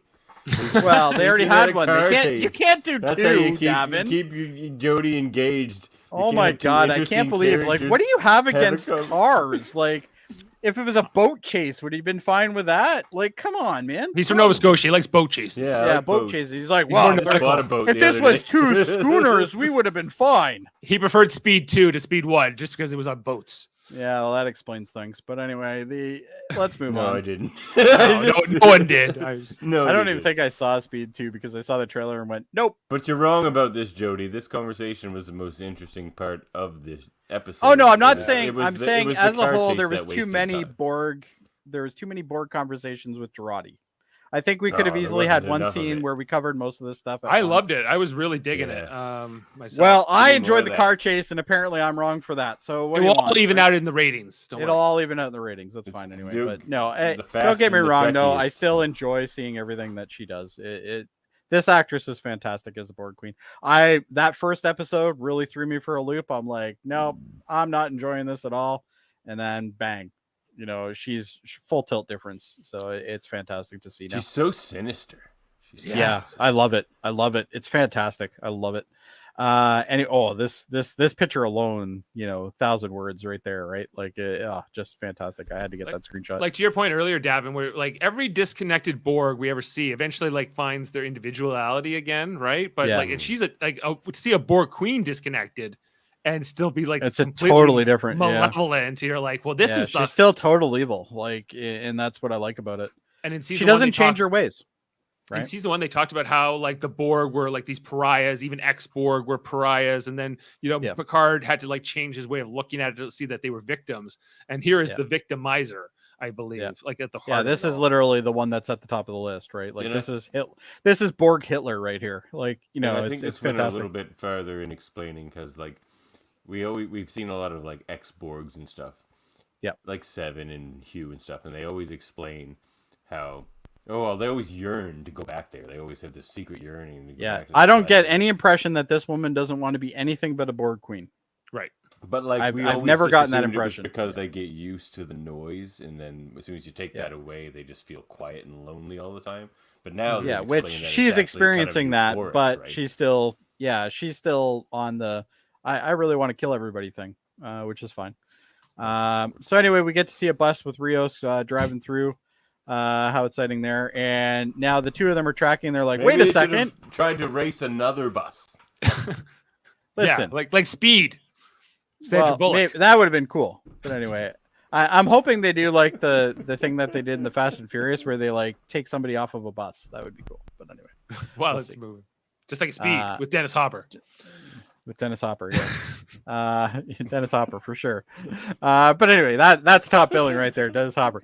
But anyway, Waterworld figures out that he's actually on a transport bus right now based on the GPS because apparently they live track everything in this time period. Which I don't know if they would live track every single jail bus, but anyway, I guess that's possible. Who knows? Anyway, now this is the you thought car chases were shit? Yep. Now we have car chases with police officers in it. Yep. Now the police are onto them. They're like, hey, wait a second. Wait, who's that random SUV that has no window on one side and is flying through traffic and going down one-way streets might not actually be a cop. So maybe we should start doing something about this. So now the cops show up and they're trying to pin this car, blah, blah, blah. And now we're back to Girardi again. And now we're back again to this. It just kept jumping back and forth. And I don't know why we had to do this, but we did. But anyway, we see more frantic looking from you love these screenshots from Raffi. I love everything about Raffi in this car scene is fantastic. She always looks like she's in pain. It's great. I love it. But anyway, so they're driving down the street still. Well, how do I get this in screenshots? If they were doing these same facial expressions behind a desk, Jody wouldn't give a shit. No, I wouldn't give a fuck about it at all. It's the greatest thing in the world. I love cars, but anyway, it's one of Jody's loves for sure. It's one of my loves is cars, and that's why I don't think that they could easily pull off that handbrake turn that they did with this SUV, because that just makes no sense. There's no handbrake in this car. It's got an emergency brake, but it's you're hitting it once and that's it. But anyway, that's a whole other thing. But maybe LA police officers have that. I don't know. But anyway, at least the plate's the same, which is good. Because sometimes that's not consistent. That's something I always look for is license plates. But anyway. So anyway, they basically get told by Girardi, yeah, we got telemeters up, but there's a slight problem. You can't be moving, basically. I need you to hit the brakes really hard. Right? So she's like, okay, fine, fuck, I'll hit the brakes. She hits the brakes, bang, and then all of a sudden they get teleported. And the interesting thing about this is this whole butterfly thing that they keep getting told about. This is a blatantly obvious teleport. Like there's like the lady who is pursuing them, this one thing, there she is right there. She's like, what the fuck? But what I thought was really interesting about this, which might just be a complete takeaway, is she's wearing a body cam. So I'm wondering if the body cam footage is going to end up on TV. I think you're right. Yeah, I think you're right. Because they really emphasize this body cam. I just thought of something. What's that? Before you even said body cam, that even just cements it more. Yeah. I have a feeling like the whole conceit of this season is going to be to create a branch timeline. And we'll never get the timeline that we know in Star Trek after this. Because maybe. Rios told everybody, that cop, everything. Then we have this. Yeah, he told that cop everything, but that cop also thinks they're totally working the butterfly effect now, and just so full tilt, so that they can customize what Star Trek looks like. I think they're going to fix something, but then they're going to have to. It's just like another timeline. They're always in new shows and stuff. The writers and stuff are always looking, and designers like they did with the new Klingons and Discovery. You're always looking for the body cam. To me, was the one thing. Yeah, the body cam to me was the one thing that stood out in the scene, and the reason why they're showing her and they took such a long shot on this is, to me, like, this makes me think that I have either emphasizing this actress or emphasizing the fact that she had a body cam on. That's the only two things I can think of from this scene, but it'll be interesting if it plays out. I think the body cam thing is going to come up somehow. Mm-hmm. So, because she would have been the only one that could have got that footage. Branch timeline, I'm telling you. Yeah, it could be a branch timeline. But they're coming back here to prevent the branch timeline. So, but it won't quite go back. Timeline off the branch timeline.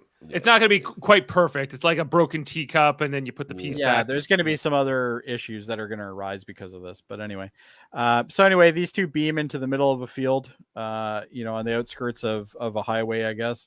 And then we're back to Girardi again, and Girardi's like, "Stop playing fucking mind games with me." Blah, blah, blah, basically, but she doesn't really say that, but she's like, I don't know why you think we're friends or something. And then she literally is like, she goes to walk away and she's locked out of the, she locked out the Borg Queen again. So she couldn't have control over anything. And she basically just walks out of the scene. At this point, we're back to Raffi again. Raffi's like her cool little cell phone thingy that she has, which appears to just be a Samsung Flip with a really big case on it. Because it's got that hinge in the middle, which I thought was interesting. But anyway, either way, doesn't matter. But she's got this thing, and apparently this can do everything. It can hack computers. It's a full tricorder, basically. But anyway, again, what happens if she loses this thing in this time period? Like that's a big problem. Well, because technology, not really, it just looks like an iPhone or a Samsung, like you said. Yeah, until somebody rips it apart and figures out it's got like a processor that's like 200 years early, Yeah, they'll try and it'll just be like this. It's running on some power source that is completely not possible, that kind of thing. So anyway, and then at this point, which is a terrible screenshot, but basically this point is Seven basically saying, yeah, Seven. I'm just good at it, man. I'm telling you. But anyway, this scene I thought was interesting because here's the whole yin to yang thing again, because Raffi's like, well, we got to get him off the bus. And Seven's like, okay, so you want us to hijack a bus that's running at high speed right now in broad daylight? Yeah, okay, yeah, let's do that. That seems like a great plan, right? Because everything else has gone so well so far. No, you know what? Right. Statistically, you're totally doing this on purpose. Statistically, you would have hit a nice shot of one of these two beautiful women by now, but they're all horrible. How's that one? It's definitely not an accident. It's not great. I just hit it while I'm playing, and I refuse to go back because you know what? If you guys want to, if one of you guys want to take screenshots next week, you go right fucking ahead. You're doing a great job, Jody. You can live with my screenshots. Shut up. How's that? Top notch. Anyway, that's right. And besides, maybe if I use these screenshots, nobody will try to sue us. It'll be fun. But anyway. Oh, they will. No, it's a. Oh, I hope maybe they do. will for different reasons. But anyway, no. Well, it's it's purpose of review, so we're fun. But anyway, with that, these are all copyright Paramount, by the way, just in case anybody asks. But I'm anyway, going to get sued by Star Trek and X-Men at some point, but whatever. We'll let it happen. Whatever. I don't. You'll get a cease and desist. I don't think you need to worry about any of that. I wouldn't worry about it. But anyway, so they look down the road and we don't see the bus because why would we? And then we go back to a scene where Guinan's closing up shop here. She's packing away her stuff. She puts away a picture of her and her dog, so obviously that's the reason why she was crying. It was her dog. She got eyebrows in that shot? I think she does. No, there ain't no eyebrows in there. That shot was taken literally 20 minutes before they started taking her scenes. Come on. But anyway, they printed that off and put it in a frame. But anyway, it is what it is. She's even got like the same outfit on for the most part. How is she going to leave the planet is what I'm wondering. Where's her spaceship? Well, we don't know. Totally so maybe we'll know that in the next episode. No. See, that's why I don't think she's done. I bet you that ship comes into it. Oh, maybe we'll see. So anyway, she's packing up back in the 20s. And she's like, dude, I'm gone, man. And that's all there is to it. And then eventually he's like, oh, by the way, I'm Jean-Luc Picard. And that triggers something in her, even though she hasn't met him yet, technically. She met him 150 years ago. But that timeline doesn't exist anymore. Well, maybe. No, it doesn't. And there is no, it doesn't, because we already know that time has already been shifted. So we already know that has been shifted. Therefore, the Picard that existed to go back in time to meet her doesn't exist. This is a temporal mechanics. It's a temporal mechanic thing. Let me tell you. Okay, it's really easy. We learned this in Back to the Future. Okay, so no, because the Picard, bullshit, we learned that in Endgame. Whatever. Okay, Endgame, fine. But either way, the Picard that existed that ended up dealing with Guinan in 1886 or whatever it was. That Picard doesn't exist. He doesn't exist in this universe because the time is no, it doesn't, because that time never happened. That time never happened. Nothing has happened at this point, right? Because we're now in this time period. But so the branch has already been disturbed. No, but that's why they're back here. I think what Jody's saying we can argue about this for 5 fucking hours. Okay, there's no way we can talk about Back to the Future rules. I totally get where he's going. Yeah, because the branch that Picard ends up running in the Enterprise D. But Jody, the Enterprise D might never exist at this point. In Back to the Future 2, old Biff is still seen going back and interacting with young Biff, even though that future was changed. So, true. But that was only changed because of that. Right. That's a different universe. But since we have Leah Thompson here directing this, I feel like she should have some authority. I think Leah Thompson knows what the hell she's doing, and all you guys just need to shut the hell up. How's that? No, Hulk said the best in Endgame. He's just like, you can't go back in the past. Like, you can't go back to a point that's already been screwed up. Yeah. But so if Jody's right, Davan, that means that those Davidians, they've sucked a lot more souls out of people out on the absolutely. The Davidians might even show up. Who knows? Yeah. Maybe. I guess Guinan escaped that. Maybe. But anyway, either way, we get this conversation. He basically says, I'm Jean-Luc Picard, and that triggers something in her head. So maybe he's on the list of people that need to be protected, because she seems to know that the Watchers are looking after certain people, because she says later on, well, these people are assigned to these people to make sure things don't go awry. Their destiny, that see their destiny. Yeah. So I'm wondering if he's actually one of the protected people, which would make sense, right? Yes, he is. I'm on the fence about this whole concept of the Watchers and how it's going to play out. It's weird. It's weird. So we're going to see, but I'm going with it. I have faith in them so far. They haven't let me down so far. I think the story so far in season 2 has been okay. It'll all be determined by what they do with that Laris character. The Laris character is going to be the wild card. That's gonna because but we also know that she could just be wearing prosthetics in Picard's timeline. She was wearing a prosthetic. It could be the same person. She might not even be a Romulan, right? She might not even be a Romulan. Actually have always been a Watcher, maybe. Right. Yeah. So anyway, she ends up saying, okay, get in the damn van, get in the truck, whatever, the Jeep. Let's get the hell out of here. Blah, blah, blah. We're going to go see it. Now, I originally took this screenshot for a reason, and it's a license plate. S02E01. Season 2, episode 1. Which I thought was interesting. I don't know if it actually makes it, but that's the episode where Troy gets pregnant. So in TNG, so I don't think it's the TNG episode because I can't see of anything that would make any sense in that scenario. But this could also just be a complete coincidence. Who knows? But either way, I thought it was interesting. All my license plate questions are now going to you, Jody. From now on, I'm a big license plate guy, and license plates are something that a lot of productions hide things with, right? So it's, to me, I always look at license plates. I couldn't make out the one behind her though. So Nova Scotia is Canada's ocean playground. I've seen that on the license plate. I've heard that, but yeah, I got a more close up here. Did you know, Davan, that Ontario is yours to discover and/or a place to grow? It could be either. Did you know Quebec is Je me souviens? I did. I remember that. Did you know that none of this has anything to do with this? So let's continue. All right. You brought up license plate, Jody. We were having fun with license plates. Yeah, we were having so much fun. We can have another episode just on license plates. How's that? Such a downer. I am a downer. Just because I don't want to spend 2 hours recapping a 45-minute episode. Yes, I'm a downer. Okay, anyway. Try to keep it. Sorry, I got shit to do, guys. But anyway, so we end up seeing a scene with Guinan and Dave Picard has another podcast to do. I have a Big Brother one after this too. Oh shit! Oh yeah, no! We really got to get. Oh yeah, Discovery's over, is it? Yeah, Discovery's over. So with that, but anyway, so the two of them are chatting, and that's where he learns that kind of how this all works to a degree, I guess, in a way. She kind of explains a little bit more. He's really confused for the most part, and then this girl with the white eyes shows up. Yeah, this was very supernatural.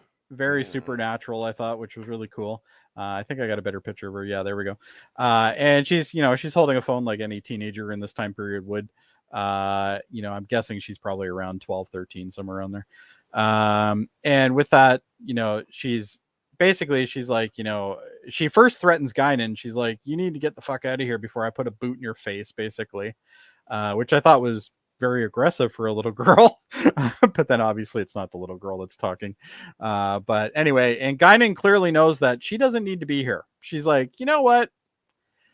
I don't need to fuck with supernatural little girl here with the cell phone. I'm good. I'm gonna fuck off. I'm done, and I'm gone. See ya, Picard. You go with her. I'm out, because I don't need to boot in my face. And then this girl puts her basically hand out, and Picard's very hesitant to grab her hand. I thought that was kind of a neat little thing to say. And then he's smart. You just don't grab a random little girl. Now the one thing I didn't like about this scene is he goes, "Is it really far? Do we have much farther to go?" He literally just got off the bench. Like, how far has he walked? Maybe he's an old man. He's an old synthetic man.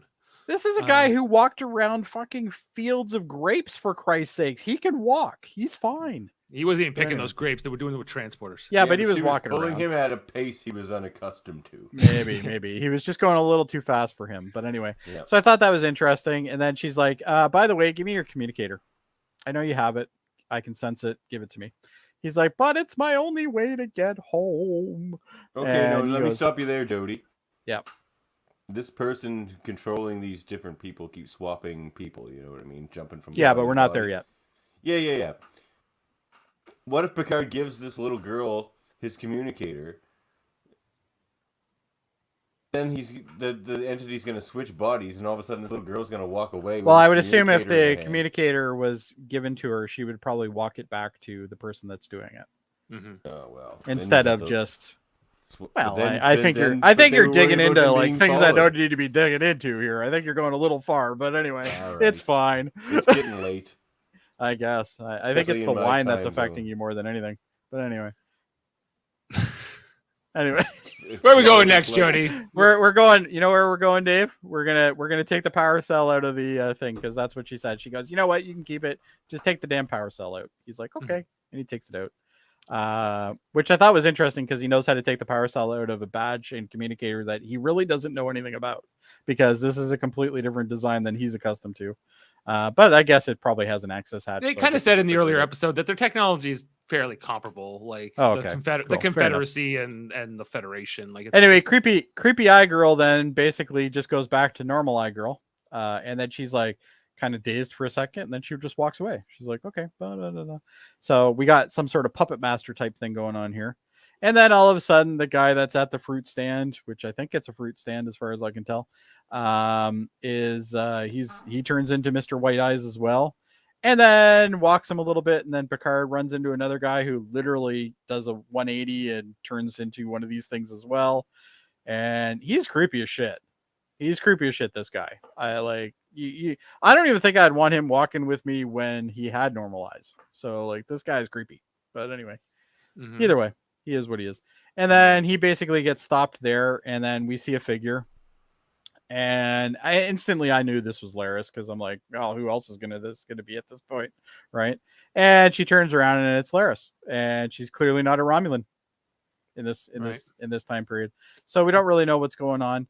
I like the fact that she incredibly alluring for some reason.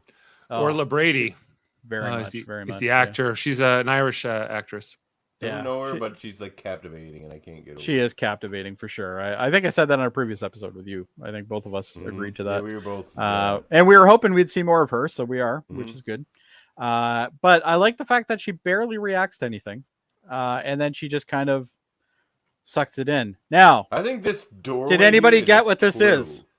Does anybody know what this is? No. I have a theory. The worst episode of Star Trek ever. Oh, an original series episode? Yep. Miri? It would have to be. I'll give you a hint. Gary 7? Gary 7. Yep. You think this is same thing? Same thing, because remember he showed up the same way. She's Laris 7? Obviously the effects are different, but I think this is going to tie into Gary 7. Was Gary 7 a watcher? Maybe. I think there's something to do with Gary 7 here. This is too much of a... They could have did this transition any way they wanted, and they chose it to do it this way. This makes no sense other than Gary 7. My theory is that this is actually the Watchers, or maybe somehow related to the Guardian of Forever, or maybe. I absolutely agree. I got a bit of a Guardian vibe myself. Yeah. Which that popped up in Discovery in season 3. With the door, right? Yeah. Then the guy from CSI. Yeah, the guy from CSI. Yeah. And then it just vanishes, and all of a sudden we go to this scene. So we see somebody with a paper. Los Angeles Times, Will 2024. Oh, you're missing part of that headline below, but it says Buddy opposes unionization on the newspaper. Oh, did it? Okay, I missed it. And the person they're referencing is the guy who Jedzia Dax was friends with in past tense. When they went back to this, remember that episode, cool. Davan, where they went back to that. Yep. I totally remember that episode. But he was portrayed as a good guy. And but he's she sort of pulls him to that side. He was a little bit. That's pretty interesting. I never caught that. I'm glad you mentioned that to me. But either way, we see this, and we see this young girl, and she's reading a novel, which happens to be a Dixon Hill novel, which happens to be written by Tracy Torme, one of the TNG writers. And she's walking out of Jackson Roy Kirk Plaza. Jackson Roy Kirk being the guy who designed the Pro Nomad that showed up. And Jody, another thing too is that this character, this person we see reading on the bench, is Penelope Mitchell playing a character named, according to the credits, Renee Picard. Yeah, funny that, eh? Yeah. So interesting. So lots going on here. This is a descendant of Picard, ancestor, some way, ancestry wise. This isn't his mother, obviously, because it is going to tie back into his father and his family, I think. Yeah, there's something going on here. But anyway, this is interesting. And they put this in for a reason. And the fact that you have Q, Q is watching her for a reason. So, and Q doesn't do anything without a reason. Oh, I just jumped too far here for a second. But anyway, yeah, we got a better look at the book here. But yeah, it's Tracy Torme, which I thought was also a nice little nod. Son of Mel Torme. Yeah, there you go. So anyway, Fog. I would love to get a great close-up of this. I would be very interested to see what words are on the back page of this thing. But either way, the Dixon Hills, I like the Dixon Hill mystery thing up there at the top. I thought that was cute. But anyway, obviously the Picards have a penchant for Dixon Hill, as we already know from Picard. And now she even calls him Dixon Hill in this episode. There's even a very Dixon Hill of you or something she says. Yeah. But we have obviously Q sitting here with a lab coat on that says Europa mission. Which I thought was interesting. So he's clearly into things right now. But he basically makes a comment. She laughs at a certain thing that was going on, but he's reciting the book. He's actually narrating what she's reading. Oh, is that what? Right? Yeah. Well, that's what I'm getting anyway. I don't know for sure because I don't know this book because it doesn't exist technically. Right. But that's the impression that I'm getting is he's literally reading it word for word what she's seeing. So he's kind of channeling what she's reading essentially. Which is something that we knew that Q could do at one point because he has read the minds of people. So that is possible. But anyway, she's drinking tea. What I thought was really interesting here, the other thing that was cool about this that instantly made me think that this was a Picard, was if you notice the tea bag. The tea bag itself has a black label. Black is usually associated with either black tea or Earl Grey. So I thought that was interesting. So just because I'm a massive tea guy. Gold. Yeah, well, again, very loose thing. What did Girardi say earlier in the episode? I think you liked hot chocolate hot or something. Yeah, you're the kid that ran around that asked for chocolate milk hot. With chocolat lait chocolat. Yeah, he would have said it in French though. Chaud. Probably. Yeah. Yes. But either way, so at this point we see him still narrating, and then again he's got that sinister look like he always does in this season, which is interesting. And she ends up giggling at a scene, and then at that point, right after he giggles, he almost gets kind of upset for a second, and then he goes to snap his fingers, and then he goes, "Oh, shit! Unexpected. This isn't working. This is unexpected." And we get our shots, and he looks in. Wait, that didn't work. So I still think that Q is sick. That's my theory on it. His eyes are fucked, right? And John Delancey's eyes don't normally look like that, so I'm pretty sure we got some context in there of some sort. But he looks up and he's like, "Well, that's disconcerting," right? And then that's it. And then we go to our credits. I grabbed the credits just so we knew for sure. Penelope Mitchell, obviously, there you go, as well as Ito. I can't say her last name, so I'm not going to try. Aga Yari. Yeah. And then we got some others. But we also got Pedro. We got some other people. Small girl as well. Small girl. That was her name. Girl with the phone. Small girl with the phone. But we got Brian Quinn. That's the reason why I was really grabbing it. Was Brian Quinn we see there as well. And of course, Kirk R. Thatcher is there as the Mohawk Punk, which he was credited originally in the and he sings that song too. Well. He also sings that song. It's him singing too. Yeah. So great little homage, I thought. But overall, gentlemen, that's the episode. Can you bring up the sure can the spreadsheet, Dave? Yeah. Look at this guy. He's already got it ready to go. That's why we need Dave on this episode. Dave has all that stuff ready to go. Me, I'd be like, I forgot to even load it, so now I got to look for it. And Davan, talk while I do this. That's what we did for the first episode. Let's just crash their podcast. So Davan, you've been giving solid 10s, and you've been kind of disparaging my. I don't think we're getting a 10 out of Davan on this episode. And you're not going to get 10 out of me on this episode either. I needed to, but I'm gonna go 7.5 for this. It was fine, but it didn't blow me away. I'm gonna do an 8. Same with me. Yeah. 8. We don't have Adams yet. We don't have Adam. We'll get that later. If I'm guessing Adam, the way I know Adam at this point, I'm gonna say he's probably an 8 as well. So I think we're averaging close to an 8. Just punch him in. He can speak for Adam. No, I'm not speaking for Adam. We don't need it yet. He'll just give it to us on the next episode. But this has currently sitting at a 6.6 on IMDb with about 196 votes at the moment. Again, it just came out today. Yeah, it only came out today though, so it's really hard. Now we already have the names of the next 2 episodes. Yeah, they announced them on Monday. Fly Me to the Moon and 2 for 1. Interesting. Is that a Vic Fontaine reference? Fly me I'm willing to bet. I don't know. There's a lot of references in this show. The best is yet to come. What spring is like. There was a ton of like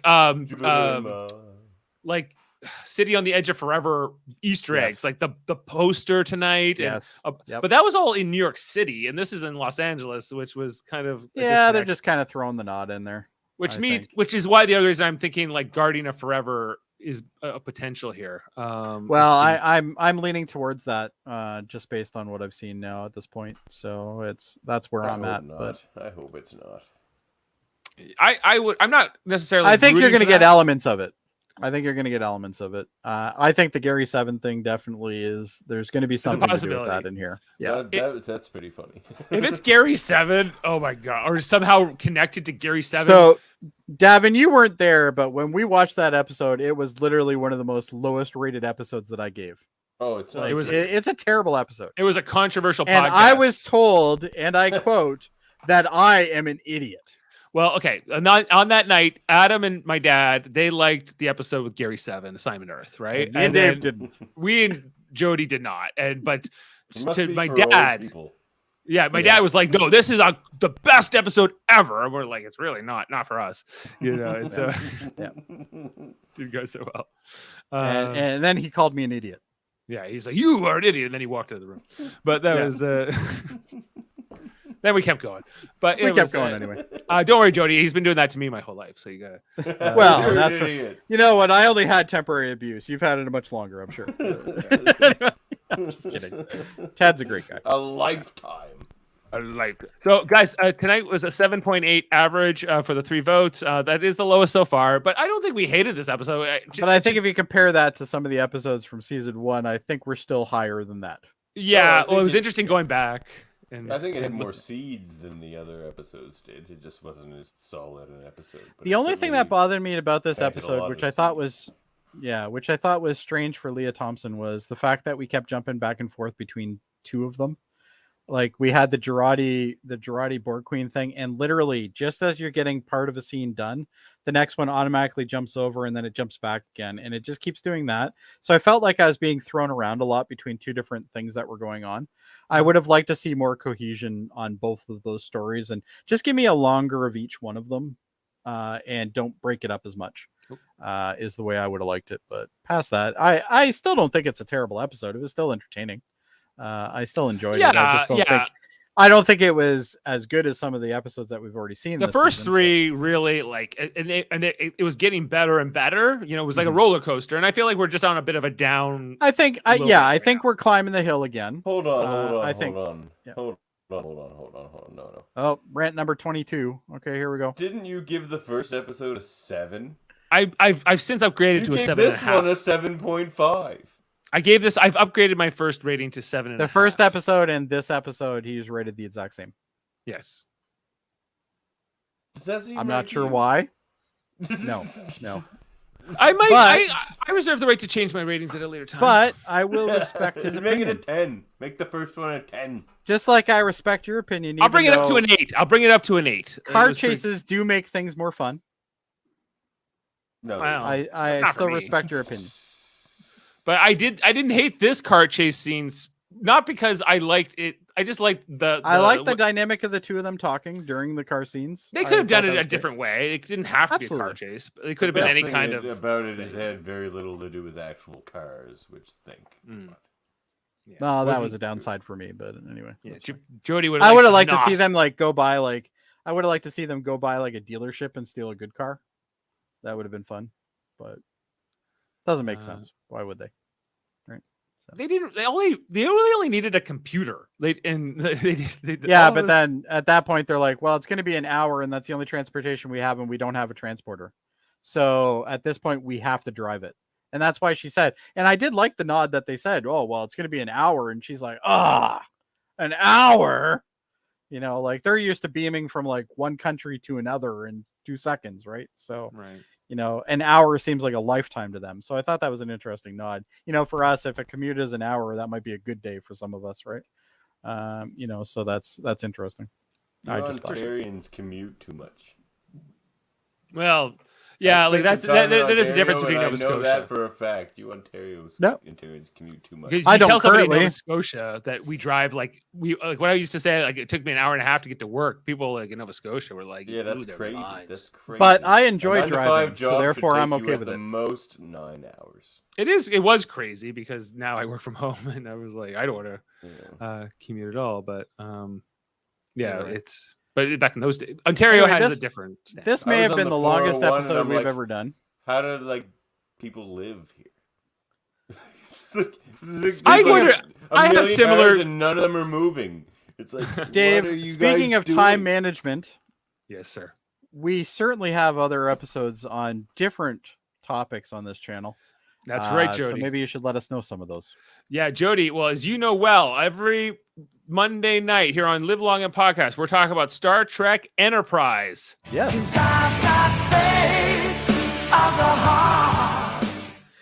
You can listen to Jody and I and Adam Woodward and Kevin Millard talk about the next episode in order of Star Trek Enterprise. And maybe Davan sometimes. Sometimes Davan. He might show up. Yeah, he comes in when. You never know. Yeah, you never know. Davan's a wild card. He just might show up one day. He might, or when we need. He's like he's like our little grifter of this channel. He just jumps in and out. He's family. You know what? I'm like a human. He just shows up. I show up for 5 minutes for no fucking reason, and then I go away. And then you rant, and then you leave. Yeah, okay, fair enough. So this past Monday, we talked about the episode Fusion. Next Monday, we're talking about Rogue Planet. That's the next one we're talking about over on Star Trek. Very cool Enterprise. episode, actually. I like that one. Yeah, I haven't seen it yet, so this is gonna be new for me. You remember that one, Davin? Good show. It is a good show. Episode of this show. It's a good show. I think. Well, Dave wasn't really that critical of it, but I think Kevin is starting to understand that he can like it. Yes. Not everything. I like Enterprise. I don't know if it's okay. For years, Kevin just said it doesn't exist. I don't want it to exist, and we're not going to talk about it. And now he's accepting. He's come a long way. This is yay to Kevin. Yeah, it's broke. So and then on Tuesday nights we talk about Star Trek Deep Space Nine, led by Jeff Mader. Around 9ish. Around 9ish, every Tuesday night. We've been going through every episode. We're up to season 5 episode. I guess we're on to episode 11 now. The Darkness and the Light will be the next one we're talking about. Oh, it's not bad. It's a pretty good one. Episode. It's a very interesting Kira focus. Better than that fucking mountain climbing episode. But well, we'll see. Well, the ratings will tell. And then when we get on Thursdays, of course, we're talking about Picard, but we just finished wrapping up Star Trek Discovery and talking about all those season 4 episodes. Maybe they should have drove a car up that mountain. Maybe they should. If only they had a car with a handbrake, Jody. Maybe exactly. And then we also we have Star Trek Radio Theater, which we got Fast and the Furious Picard. Yeah.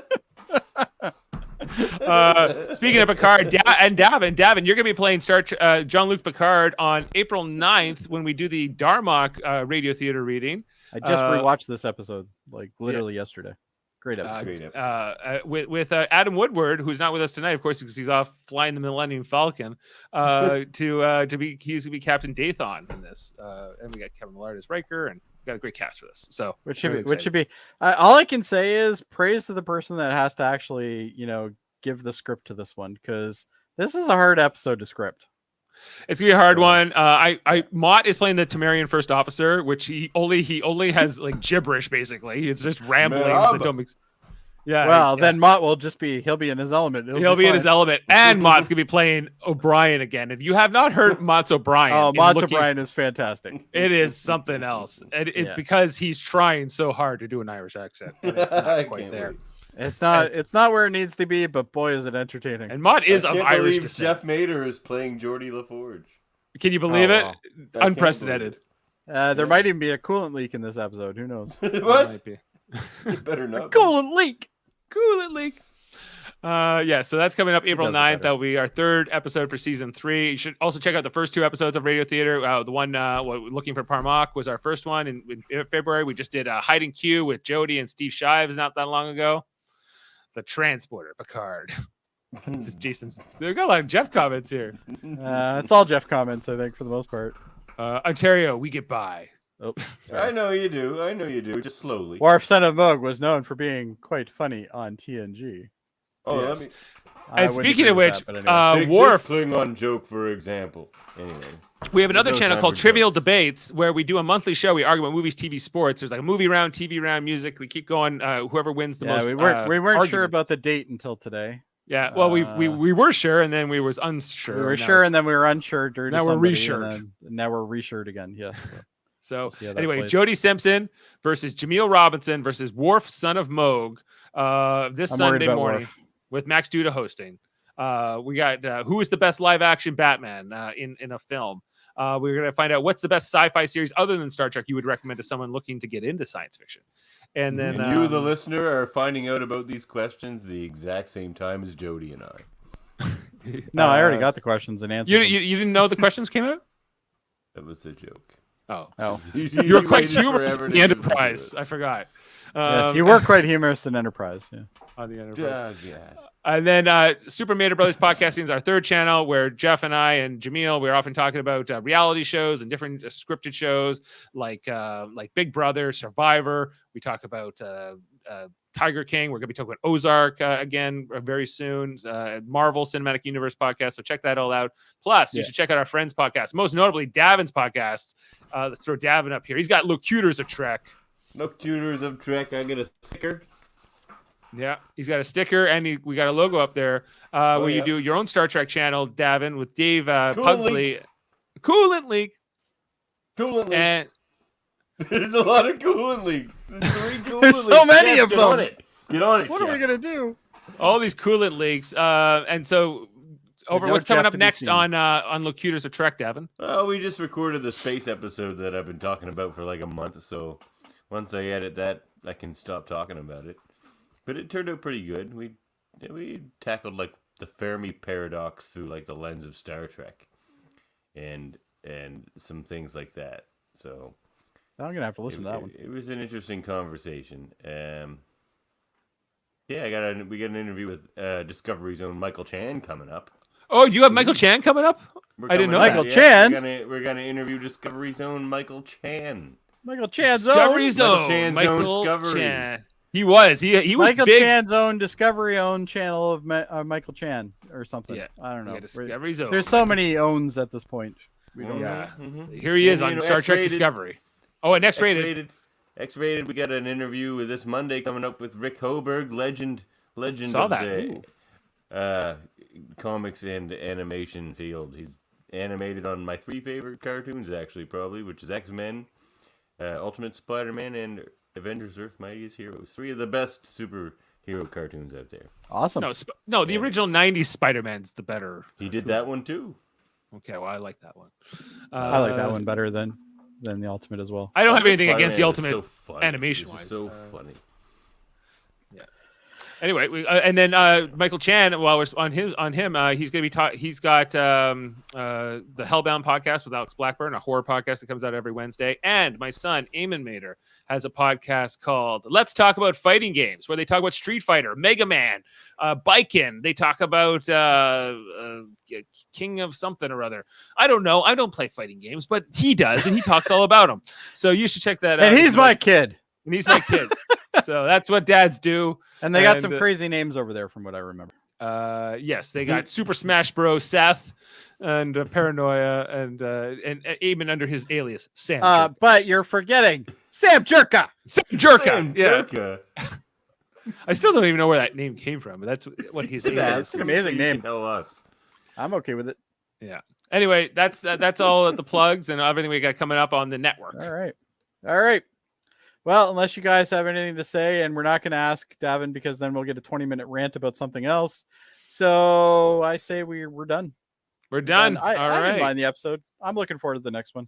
I really want to see where Laris goes on this. Yeah, I'm feeling better about it after this conversation than I was when I watched it the first time. So Me thanks, too. Thanks for talking through it. I don't know. I feel the same, I think.